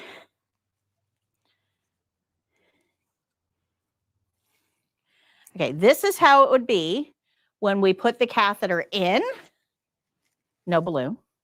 And when we take the catheter out, no balloon. But once we get it in order to hold it, so if this is my valve at the base of my bladder, I'm going to take some water, inject it into that balloon using this port. And now that balloon keeps it in place. Pretty cool, right? Okay, you can resume. Thank you. All right, so why do we care about all this infection control stuff? It's because of this. If pathogens are able to get into this bag, they will multiply. Urine is the ideal medium. It's warm, it's dark, it's moist, it's got all-you-can-eat buffet, which are enzymes and proteins that those pathogens need to procreate. Ideal environment. So as they procreate, there's more of them. So they start to climb because they're looking for a new place to live, some room to stretch out. So they start to climb and they climb and they climb. And as they climb, they're getting fresher urine, which speeds up procreation. And then once they get into here, Now we've blocked out light. So now they're really, because this is pretty opaque. So now we're really ramping up production. These pathogens are just absolutely going to town. So by the time, and they're not encountering any of our defenses. There's no white blood cells in this system at all. So by the time they get all the way up here to the hole and they jump out into our bladder, there are not one or two, there are several trillion bacteria that invade that fast. So this patient can go from okay to having an overwhelming infection in the matter of an hour. Because the pathogens didn't have to wait till they got in here to multiply. They multiplied on the way. Do you see how catheters can contribute to about 2,500 deaths? Because remember, we don't put catheters in healthy people. We put catheters in people that have something else going on. So their immune system is already busy. And then we give them an overwhelming amount of infection to deal with, and it may be too much for their system. Make sense? Good. Okay, so the big thing that you need to take away from this is there's 3 places for bacteria to enter this system. This one up here, that's up to the nurse. That's when she puts the catheter in. She has to make sure that she's using sterile technique, not introducing bacteria into the bladder. This one is the nurse's problem, not ours. This one down here is our problem, though. This is us emptying the bag and allowing pathogens on the inside. This is us. And this is how most pathogens enter this system, is down here. Now, thankfully, this is far away from the patient. And it's pretty see-through on purpose because we don't want that dark. But it is still warm and it is still moist and we still have enzymes and proteins. We can't do anything about that, right? So we still have some bacterial proliferation here, but it's far away. Now this one here, though, this changes the game. Because here, if we allow pathogens in here, they are immediately in warm, dark, moist, enzymes, proteins, and in immediate proximity to the bladder. That's why you have to have training to change out the bag. Make sense? Good. Now me, if I'm writing the care plan, if my patient has any compromise in their immune system, my CNAs are not changing out that bag. I will do it. Because I know the risks to my patient. Do you guys see why we have to follow that care plan? It's not necessarily about what you can and can't do. It's whether that is right for the patient. So just because you know how to change a bag out doesn't mean you should do it for this patient unless the care plan instructs you to. Good? Make sense? All right. Drainage bags should never touch the floor. We don't want pathogens anywhere near this. So it should never touch the floor. It should also hang on a non-moving part of the bed. I have seen that happen where CNAs attach it to a moving part of the bed. And then as the head of the bed goes up, the catheter gets ripped out. Yeah, let's not do that. Don't raise the bag above the level of your hips either. Urine should be a one-way trip. You raise this bag above the level of the hips, whatever's in that tubing is going to go right back into the patient. And I don't know about you, but recycled urine, that's pretty high on my gross meter. Urine should be a one-way trip. But the problem is that even though that urine is going back into the patient, and that's gross enough, do you know what it's taking with it? Yeah, pathogens, anything that's in that tubing. Think of a water slide. It's just going to take it all with it. So don't raise the bag above the level of the patient's hips. I watch, those health shows on like Discovery and stuff. And every once in a while, I'll see somebody walking a patient down a hallway holding the urine bag up like this. Yeah, don't do that. Or hanging from the IV pole. Don't do that either. Now, there is something that we do that I understand why we do it, but I think that we have to think hard about whether it's the right thing for the patient. But if you've got a patient who's in a wheelchair and has a catheter, there's usually a fabric bag on the very back of the wheelchair that we put the catheter bag in.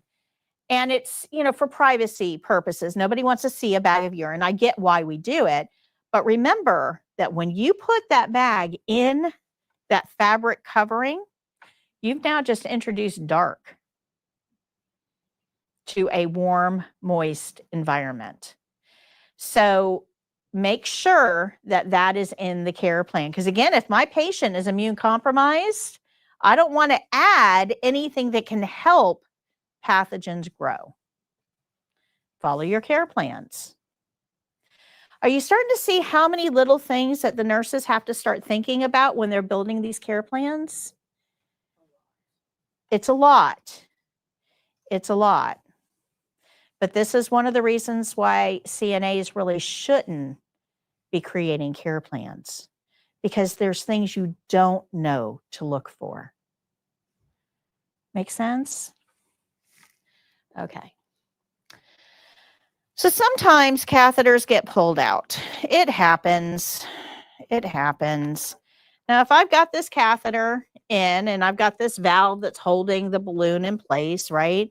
If I pull, it's going to stay pretty well. But if I pull hard enough, that thing's going to come out. And that's what happens here. Patients, a lot of times, especially when they're confused, catheters don't belong. So they start pulling on it because it doesn't belong. It feels weird. It shouldn't be there. So patients will start to tug on the catheter. If you see somebody tugging on the catheter, let the nurse know. Let the nurse know.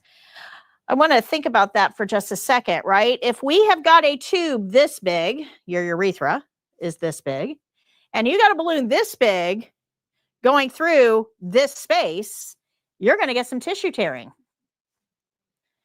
That means you're going to see a little blood, little urine, maybe a little mucus. That's okay. Your patient is not going to die, I promise. Don't freak out. They will take their clues from you. You start to freak out, they will too, because now they think they did something really bad. So remain calm. If you see somebody pulling on a catheter, let the nurse know right away, because hopefully we can prevent this from happening somehow. But if somebody does pull a catheter out, there's a couple things you need to do. The first is don't panic. The second is collect the catheter. Put it in a trash bag in the bathroom. Because as the nurse, I have to document that the catheter came out. But I have to know for sure that the whole catheter came out. If this balloon burst and left a little piece of itself in the patient, that's a problem. And it does happen. It happens way more often than you would think. We have to go fishing for that. We actually have a process that we have to use to go find that little piece that remains, because otherwise it can trigger an infection because it's a foreign body. So as a nurse, I got to figure out what to do. The only way I know what to do is to see what kind of a problem I'm working with. So don't throw the catheter in the bag away. We put it in a trash bag in the bathroom for the nurse to take a look at. But as bad as all that sounds, this is the way that most catheters get dislodged. It's from staff members.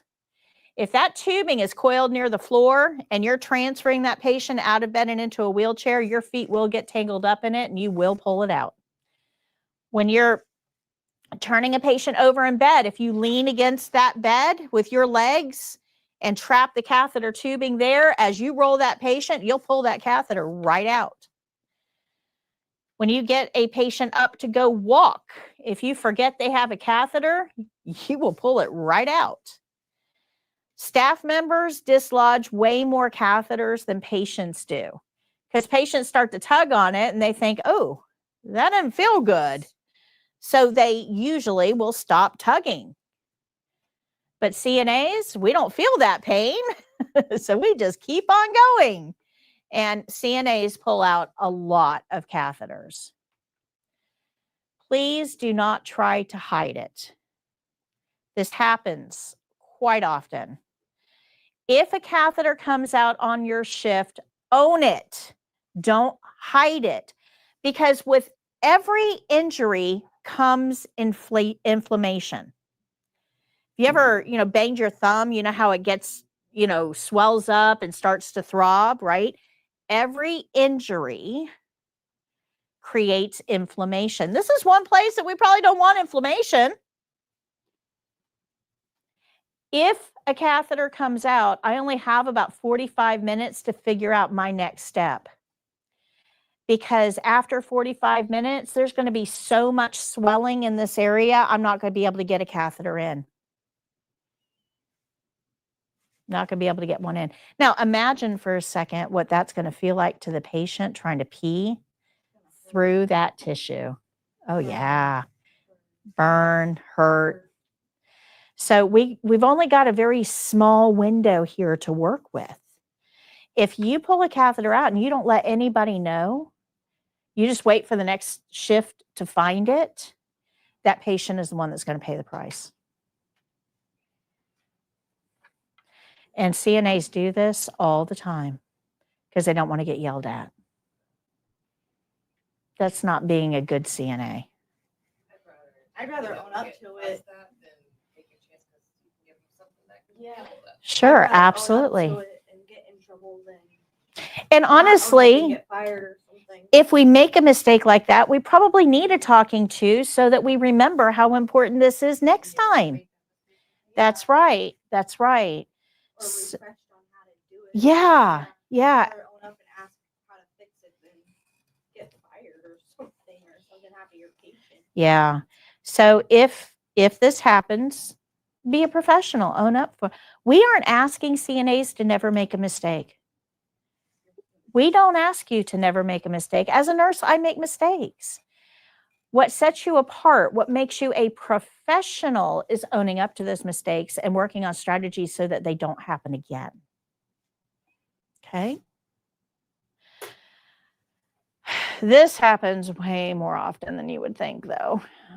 Ambulating patients is when most catheters come out because it's really easy, right? We're putting the gait belt on, making sure they have shoes on, getting our stance right, lifting them. And then once we get them standing and we say, you feeling okay? Then we start walking and we forget that that bag is still attached to the chair or the bed or wherever it is we took the patient from. So this is, if you're going to move a patient in any way, transfer them, move them, anything, you should always look for the catheter. And even if you don't think they have one, look anyway, because somebody may have just put it in and it hasn't put it on the care plan yet. Look.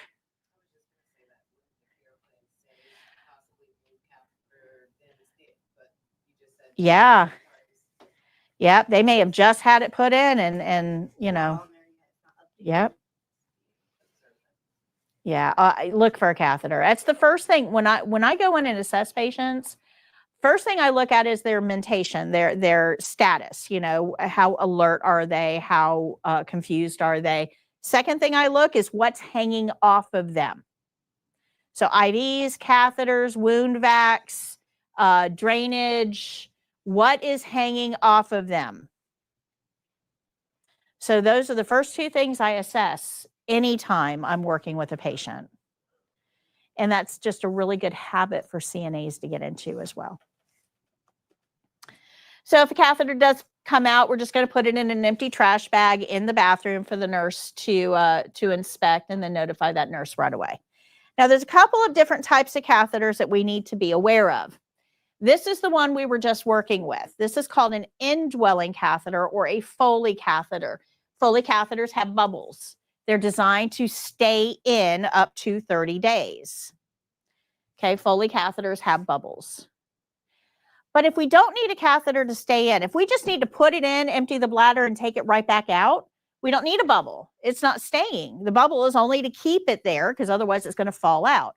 So if we don't need a bubble, then we use this guy. This is called a Red Robinson or a straight cath. Remember I said in healthcare, everything has two names, right? So that is a Foley cath or an indwelling. This is a Red Robinson or a straight cath, but this thing actually has another name as well. So this one is actually called an intermittent cath as well. So an intermittent cath just means we put it in and we take it out. The next time we put it in and we take it out. Intermittent. Okay, and then we got this guy down here. So we were just talking about those stadium bags or leg bags. You guys remember that? Well, with males, we have a different way that we can collect urine instead of putting something in and leaving it, which increases the infection risk. We use an external catheter. This is called a Texas cath or a condom cath, but it's an external catheter that goes along the shaft of the penis, still has that little port thing that the bag is going to plug into, just like other bags. But this allows for the external collection of urine. So the patient urinates and it goes right down the tubing into the bag. These are slightly sticky on the inside to keep them in place. They usually stay on for 3 days. CNAs can put these on and take them off. The problem is that this is a reservoir tip, which means the tip of the penis where the pee is coming out is going to end like right here. So this area right here is going to have a little bit of urine, and it's going to be held right up against the head of the shaft. So urine, remember, as we age, we eat things that have acid, and that acid comes out through urine. You guys remember that?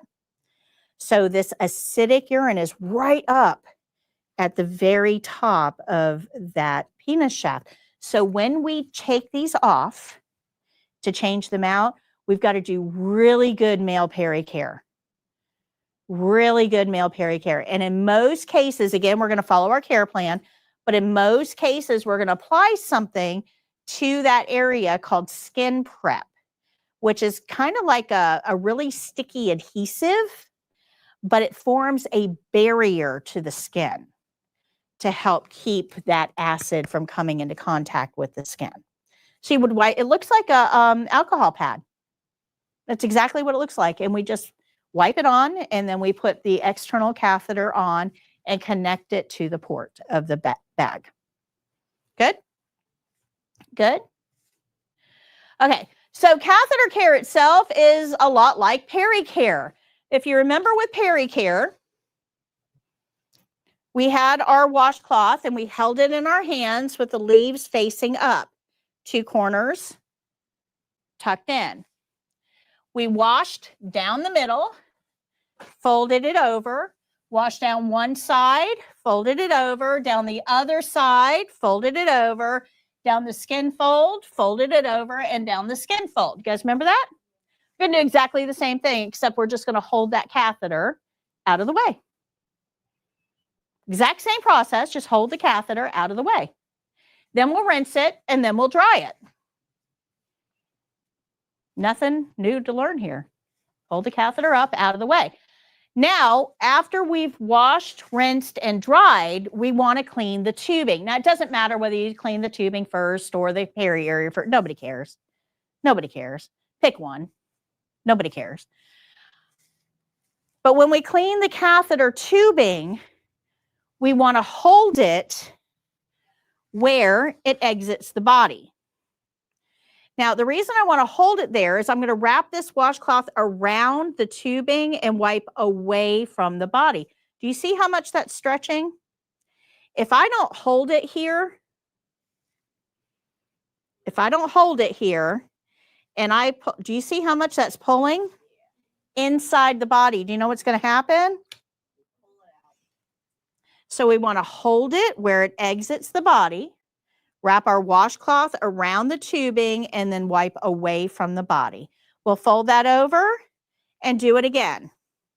Fold that over and do it again. Fold that over and do it again. You want to go about 5 to 6 inches down the catheter. I just go to the Y.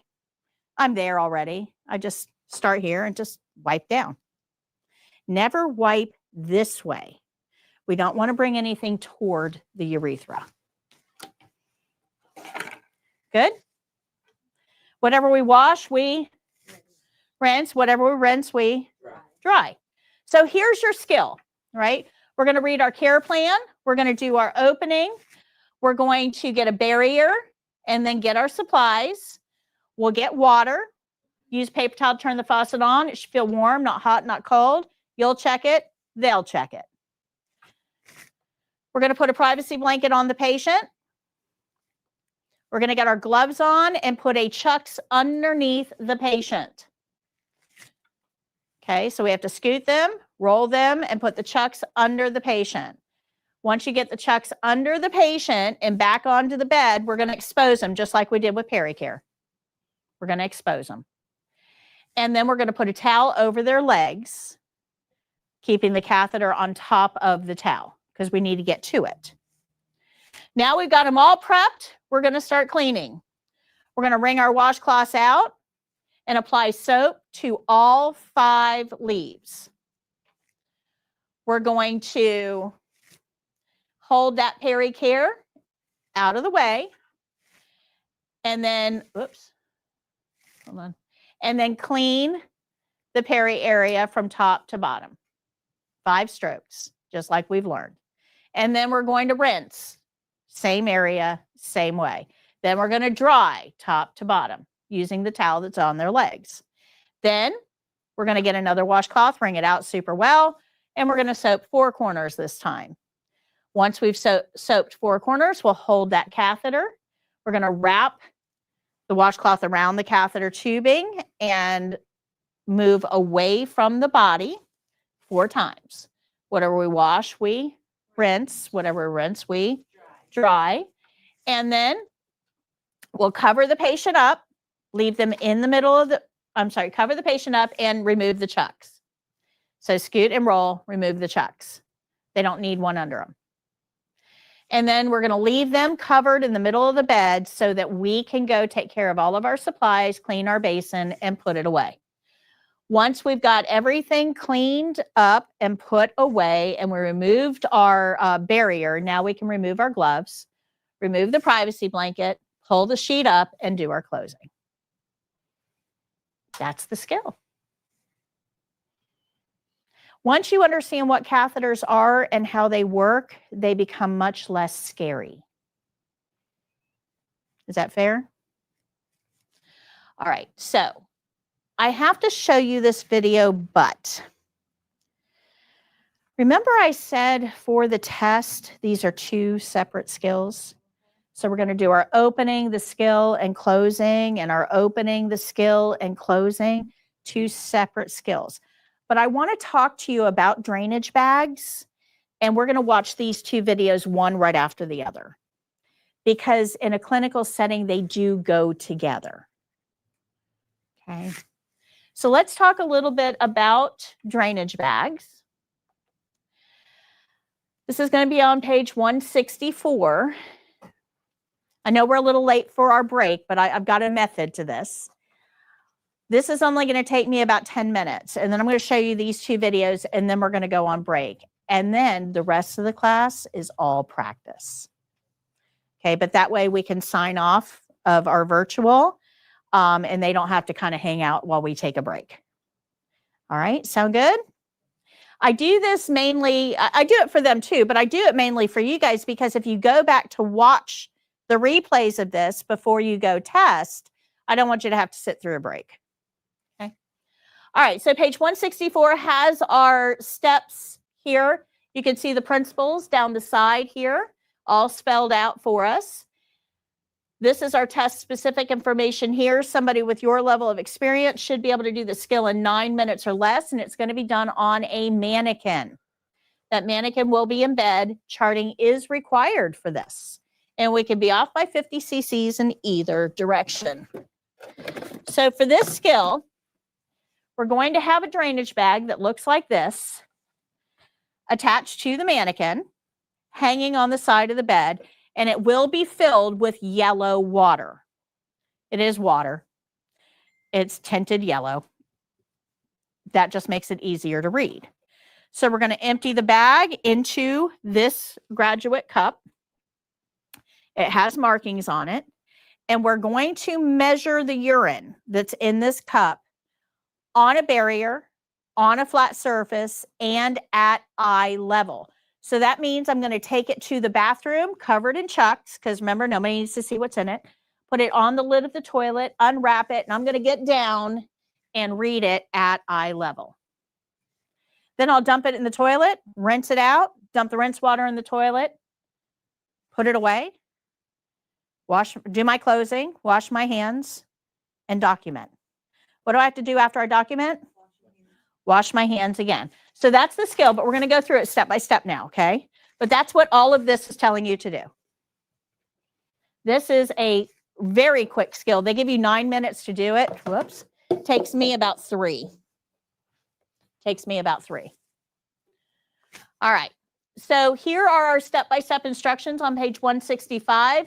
Care plans at the top tells us to empty the resident's urinary drainage bag into a graduate container and measure and record urinary output in mLs or cc's on the intake and output form. So this is the intake and output form here. Gives you an example. Page 169 of your book has a full size sample for you to practice with. Supplies are at the bottom. So if you remember this from catheter care, we have our catheter and we have a port at the bottom of the catheter that both the bedside bag and the leg bag can attach to. They both connect to the same port, right? So for the test, we're going to use a bedside bag. This is the one that we're draining. We aren't using this one for the test. And that's because in most cases, if somebody is wearing a leg bag, they can empty it themselves. They would simply go to the bathroom, put their foot over the toilet bowl, open the valve, and empty it into the toilet bowl. So if somebody is wearing a leg bag, most of the time, they can empty it themselves. Now, that doesn't mean that you'll never empty one. We had a quadriplegic man that I took care of for a while, and he wore a leg bag because he was in a wheelchair and out and about. So you may have to empty leg bags occasionally, but most of the ones that we're going to empty are the larger ones. When we empty the drainage bag, we're going to put this graduate container on a barrier on the floor, and that's like really important. You don't want to just set this directly on the floor. We're going to put urine in it. And if the urine spills, we don't want it on the patient's floor. So put a barrier on the floor. Now, when we're emptying this bag, that port can't touch anything. Remember, we don't want bacteria in here. It can't touch your gloves. It can't touch your the bed. It can't touch your container. It can't touch anything. Nothing. So I'm going to pass this around again. This time I'm going to take the catheter off. This is the drainage port right here. This is the drainage port. Jake, can you zoom in, please? So this drainage port actually has a little house that it lives in. Little house that it lives in. Okay, right here. That's good. A little house that it lives in. So in order to empty it, I've got to take it out of its little house, and I'm going to slide this valve to the side. Okay, that should be closed. So right now it's closed. That's how it should always stay, is closed. You can't see through it. To open it, to drain it, I'm going to keep my fingers back here. I don't want to touch this end of the port at all. Anything beyond that T is a no-go zone. So we're going to keep our fingers back here and then slide that T valve to the side. Now it's open and I can drain. Once I'm done, I'm going to close that T valve and then put it right back into its house without touching anything. So I don't want to do this.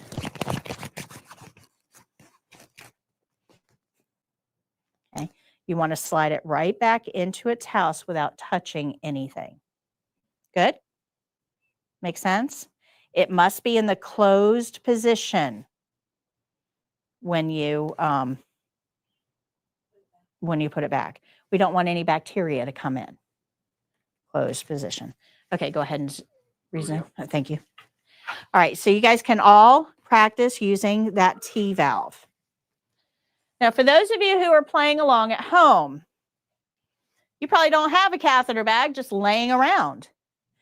In our practice kits, we have these graduate containers and the bag and a gate belt and a basin and an emesis basin and a food tray and everything you need to practice. Everything you need to practice.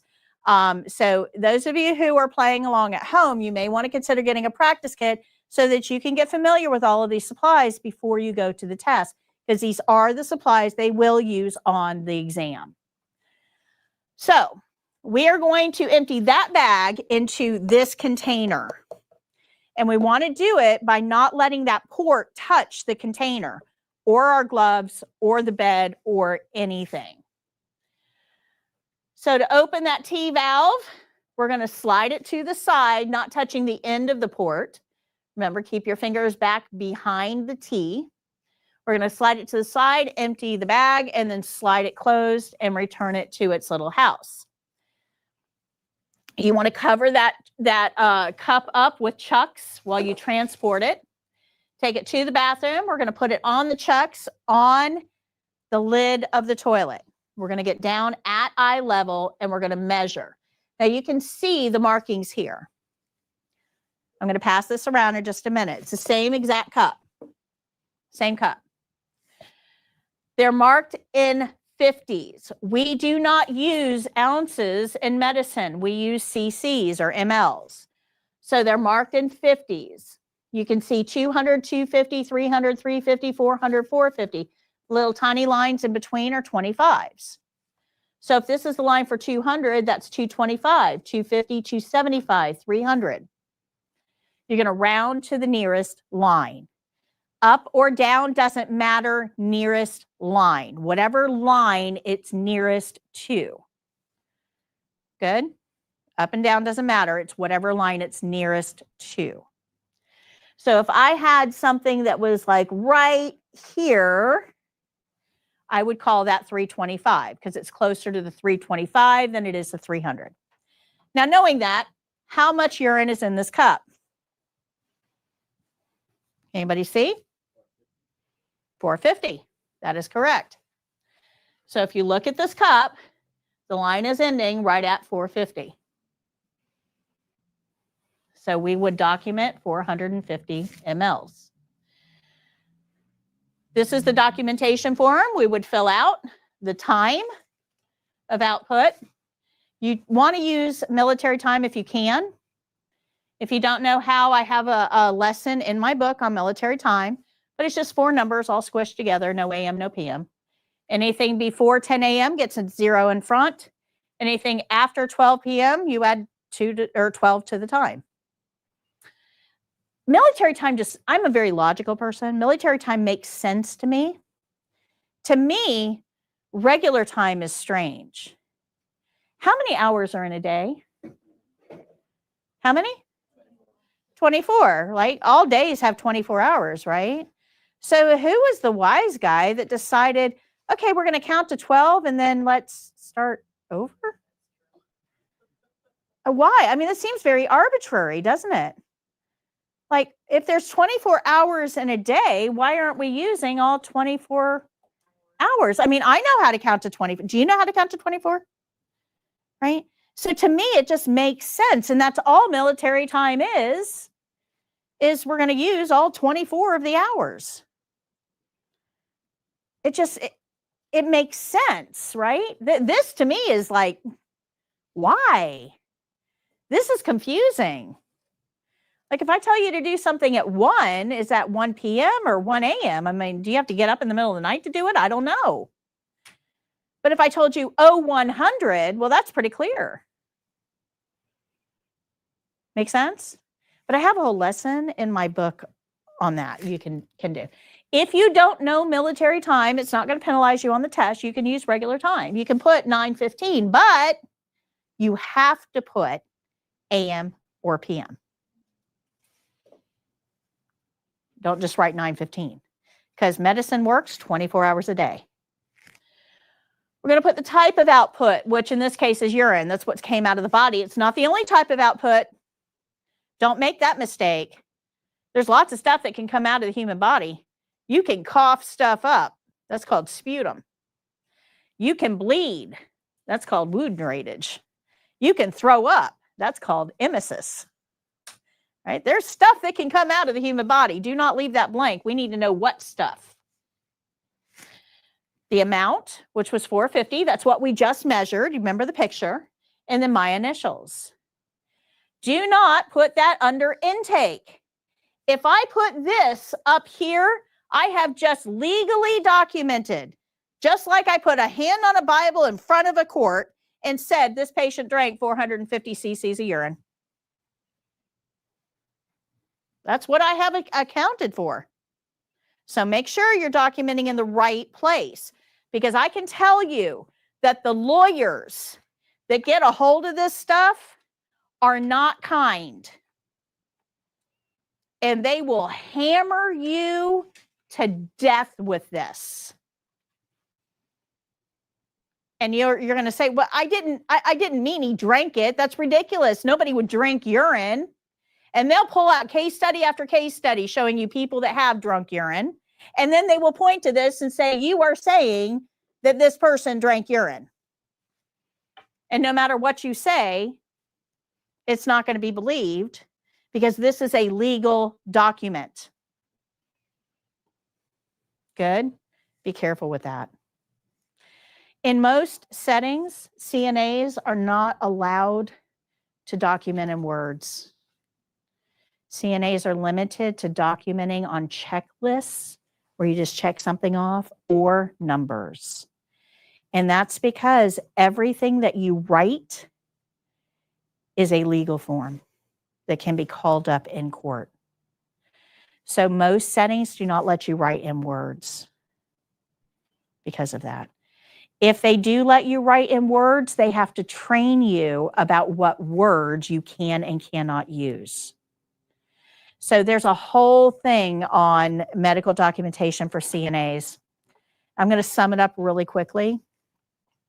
When it comes to documenting in words for CNAs, never use the word I. You are not relevant. You are a cog in the machine. You do not say, I entered the room and I saw the patient lying on the floor. You have no bearing in this. You would want to say, patient was seen lying on the floor. Okay, take I out of it. The second thing is, you never, ever give your thoughts. It's facts only. I think the patient has a UTI because their urine is brown and smells funny and they haven't been drinking a lot. That is a medical diagnosis. You can't use those. You can say urine is dark brown in color with a bad odor. Right. Facts only, not opinions. Be brief, be complete. And most of all, tell them what you did about it. Nurse was notified. Okay. You don't want to document that you made any independent actions. Like patient found on floor. I gave 120 mLs of orange juice. Okay, that's not your role. Nurse notified. Instructed to give 120 mLs of orange juice. Okay. But don't ever document that you took an independent action. Good? All right, so here are our steps for this skill. We're going to read our care plan that tells us to empty the resident's urinary drainage bag into a graduate container, measure and record the urinary output in mLs or cc's on the intake and output form. We're going to do our opening. We're going to wash our hands and get our supplies. In this case, we're going to get a barrier, put it on the floor, get our gloves, and we want our gloves on before we handle the graduate container because, again, like the bedpan, it's urine. Put our gloves on. We're going to empty that bag into the container, not touching anything with that port. Close the port, put it back in its little house. Don't let it touch anything. Cover the cup, take it to the bathroom, put it on the lid of the toilet, get down and measure it at eye level, dump the urine into the toilet, clean the basin, just rinse it and dump the rinse water in the toilet and put it away. Remove your gloves and do your closing. Then we'll document and wash our hands again. Good? Any questions on that? Any questions? All right, so we're going to show you catheter care and drainage bag, one right after the other.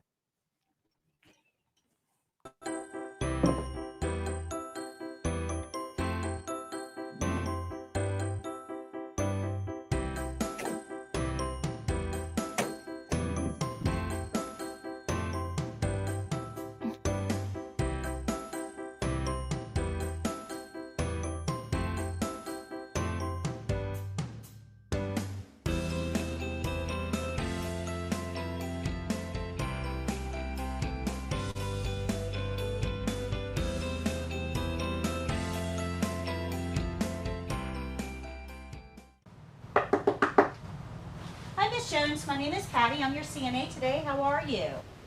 Good. I need to do catheter care. Is that okay? I'm going to close your curtain, wash my hands, get my supplies, and I'll be right back. Okay, Miss Jones, I'm going to gather my supplies. I'll start out with a barrier that provides a clean place to put my supplies. And we're going to get 4 washcloths, a towel, a chucks, a privacy blanket, and now I'll gather my basin and soap.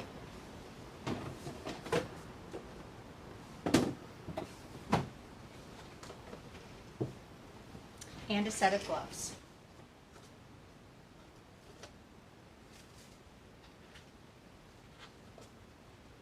All right, Miss Jones, I'll just get some water. I'll be right back.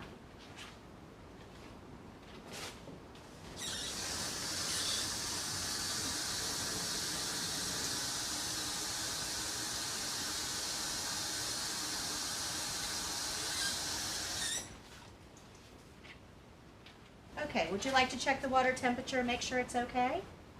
It's good? Good. I'll place the washcloths in there to stay warm. And I'm going to cover you with a privacy blanket. This is going to help protect your privacy and keep you warm while we do this skill.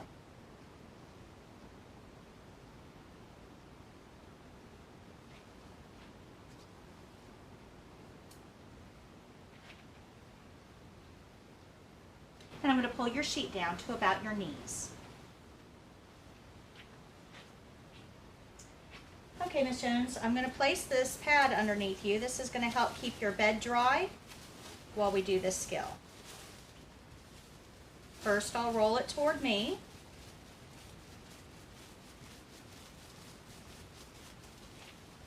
and place it on the bed. And then I'll put my gloves on. All right, Miss Jones, can you scoot toward me, please?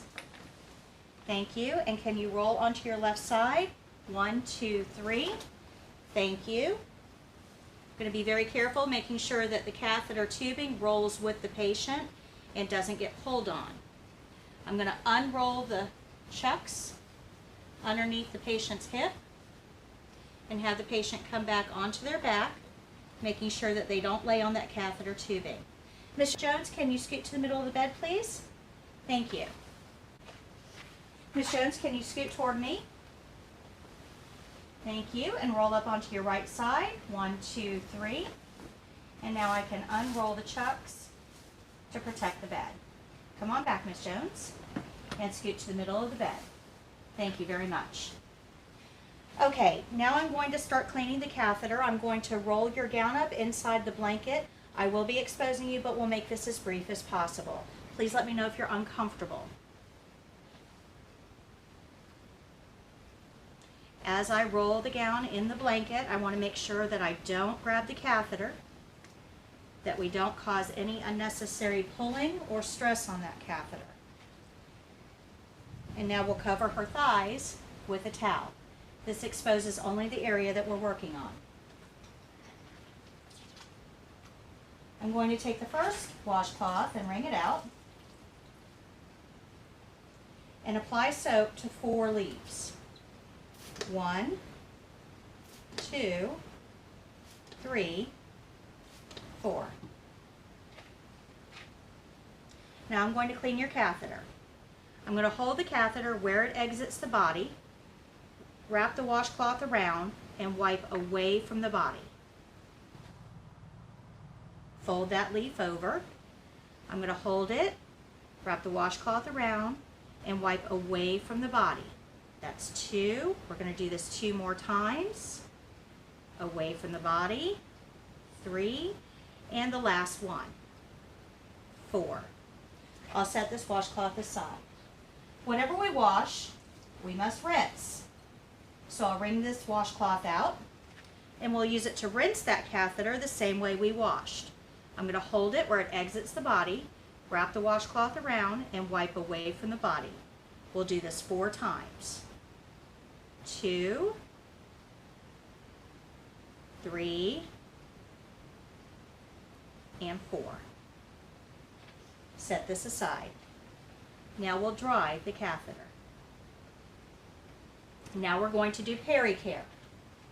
We'll take a washcloth out of the basin, wring it out really well,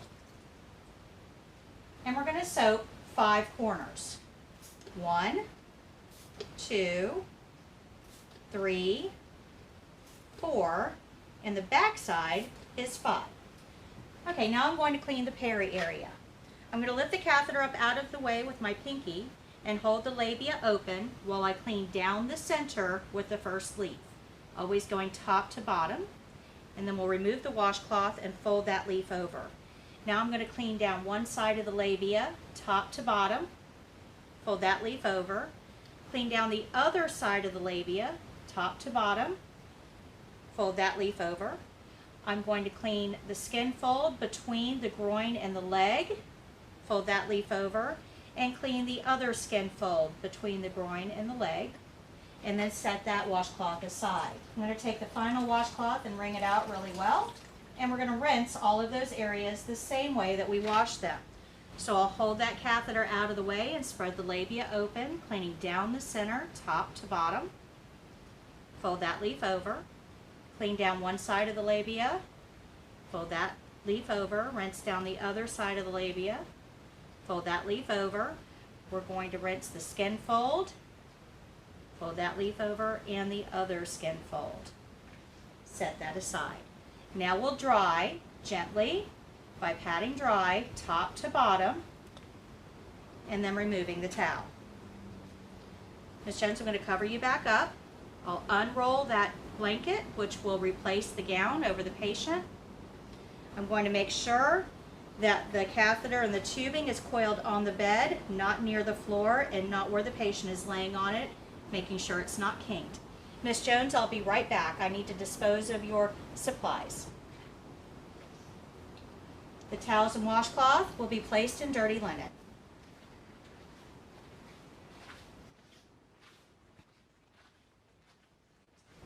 The basin is going to be clean the way we clean everything else.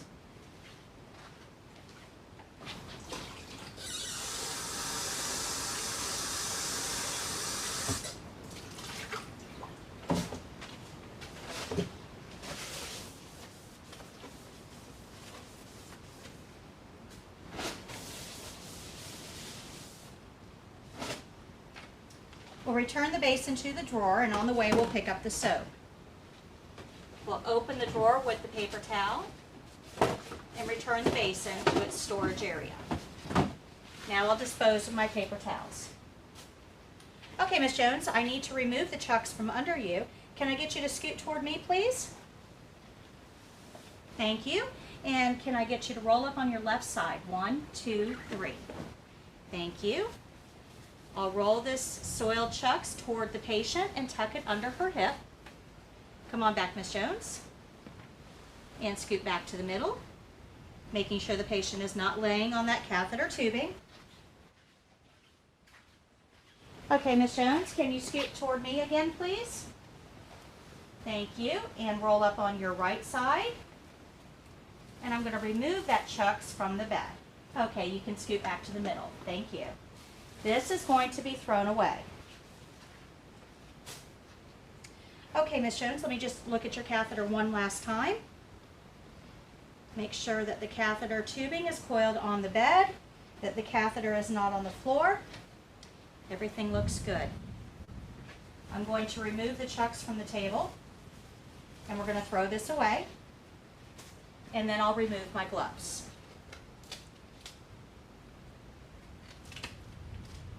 We'll throw those away. Okay, Miss Jones, I'll pull your sheet up now. And I'll remove the blanket as I do so, rolling it into a ball.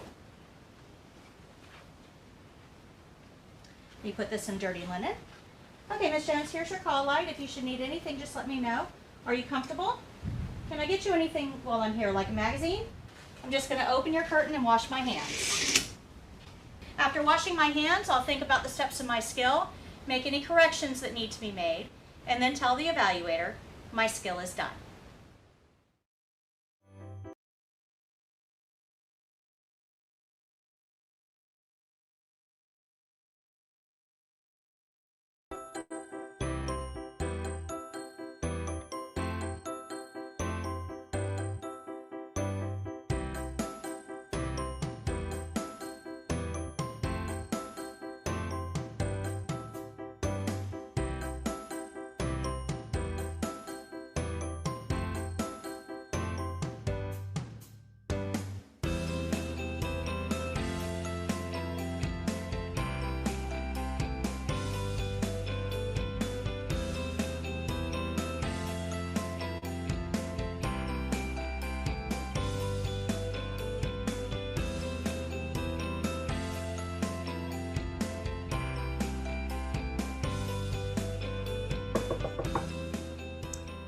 Good evening, Mrs. Jones. How are you today? Fantastic. I need to empty your urinary drainage bag. Is that okay? I'm going to close your curtain for privacy, wash my hands, get my supplies, and I'll be right back.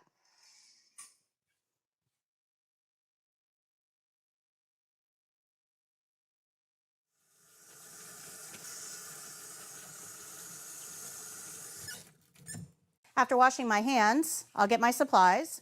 We're going to start with the chucks. This is going to go on the floor under the bag.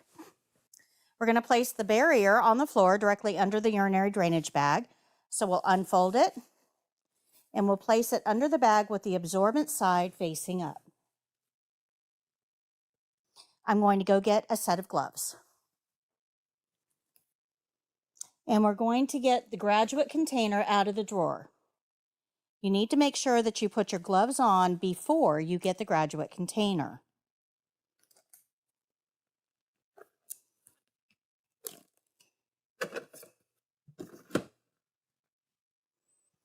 We're going to place the container on the barrier directly underneath the bag. We use the emptying port to empty the bag.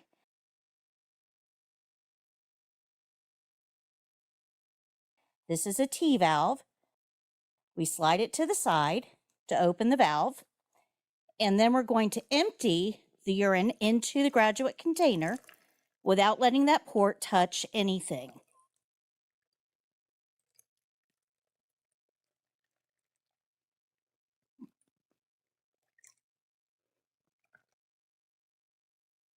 Once the bag is empty, we'll close the port and place it back in its little house. All right, Ms. Jones, I just want to check to make sure the tubing is coiled on the bed and you're not lying on it, and that it's not coiled near the floor either, where it could become a tripping hazard. Now, I can wrap the chucks around my graduate container for safe and secure transport to the bathroom. We're going to set it down on the lid of the bedside commode and unwrap it, turning the cup around so that we can read the amount of urine that's in the cup. We need to be at eye level. It needs to be on a flat surface and on a barrier. I'm going to throw the chucks away. Open the lid and the seat and dispose of the urine into the bedside commode. I'll rinse the cup and dispose of the rinse water into the bedside commode as well. We'll close that, set the graduate container down in the sink, and disinfect it per facility policy. I'll pick it up with a paper towel, dry the inside with a paper towel, throw that away, dry the outside with a paper towel, throw that away, and one more for the drawer. Okay, Miss Jones, I'm just going to return this to storage using a paper towel to open the drawer.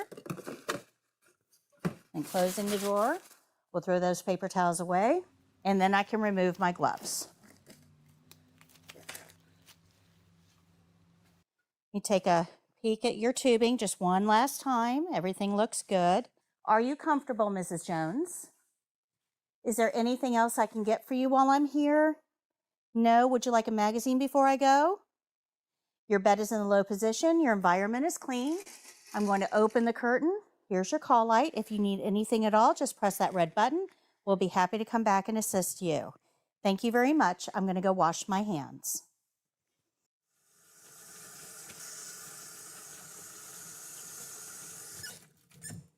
After washing my hands, we'll document the amount of output on the documentation sheet provided by the evaluator. We're going to document the time of output, the type of output, which is urine, the amount of output in cc's, and my initials. We want to make sure that we're documenting in the output section. After documenting, I'll wash my hands one final time.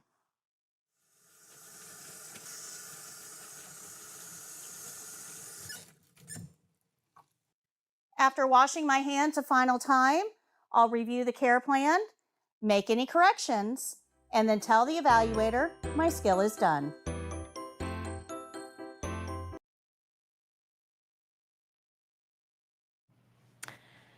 Okay, so we do have a comment here. My skills test is tomorrow, and I'm a bit nervous, but your channel has definitely helped me feel more confident, and I appreciate that, Miss Patty. So best of luck to you as you test. Come back and let us know how you do. We'll keep our fingers crossed for you, some good vibes out your way. All right. Yeah, good luck. You can go ahead and take that off. All right, we're going to go ahead and end today's lesson, and my students can go on break. And then you'll have the rest of the class to practice. So you only have one chapter left of homework, and that's chapter 10. Chapter 10 is on employability, stress management, that type of thing. We're going to talk a little bit about that in class on Wednesday. Please remember, you need to bring your yellow books back on Wednesday. And you'll want to be in your class t-shirt, because we will take a, we will take a class photo that I'll put up on Facebook on Wednesday as well. So you'll return your yellow book. The spiral book is yours to keep forever and always. Jake will pass out your review sheets to you. And About class 7 last okay. Oh, that's right. Yep. You already got that one. Sorry. Does anyone not have a class 7 review sheet? I can grab it on my way in. I got you. All right. Does anybody have any final questions for me before we end today's session? No, you are now done with skills. Congratulations. Great job. Great job. Everybody feeling okay about the class? Okay. Oh, thank you. Thank you. I appreciate that. It's not my class, it's yours. I'm just here to facilitate it. So if you have any suggestions, if you need some help, please come let me know. Okay, I'm here for you. All right, so we're going to go ahead and sign off of YouTube. Remember, tomorrow is the game show at 11 a.m. on our YouTube channel. It's not broadcast anywhere else. You have to actually go to YouTube. So youtube.com/4YourCNA. We'll see you tomorrow for the practice test. Until next time, happy caregiving. Bye.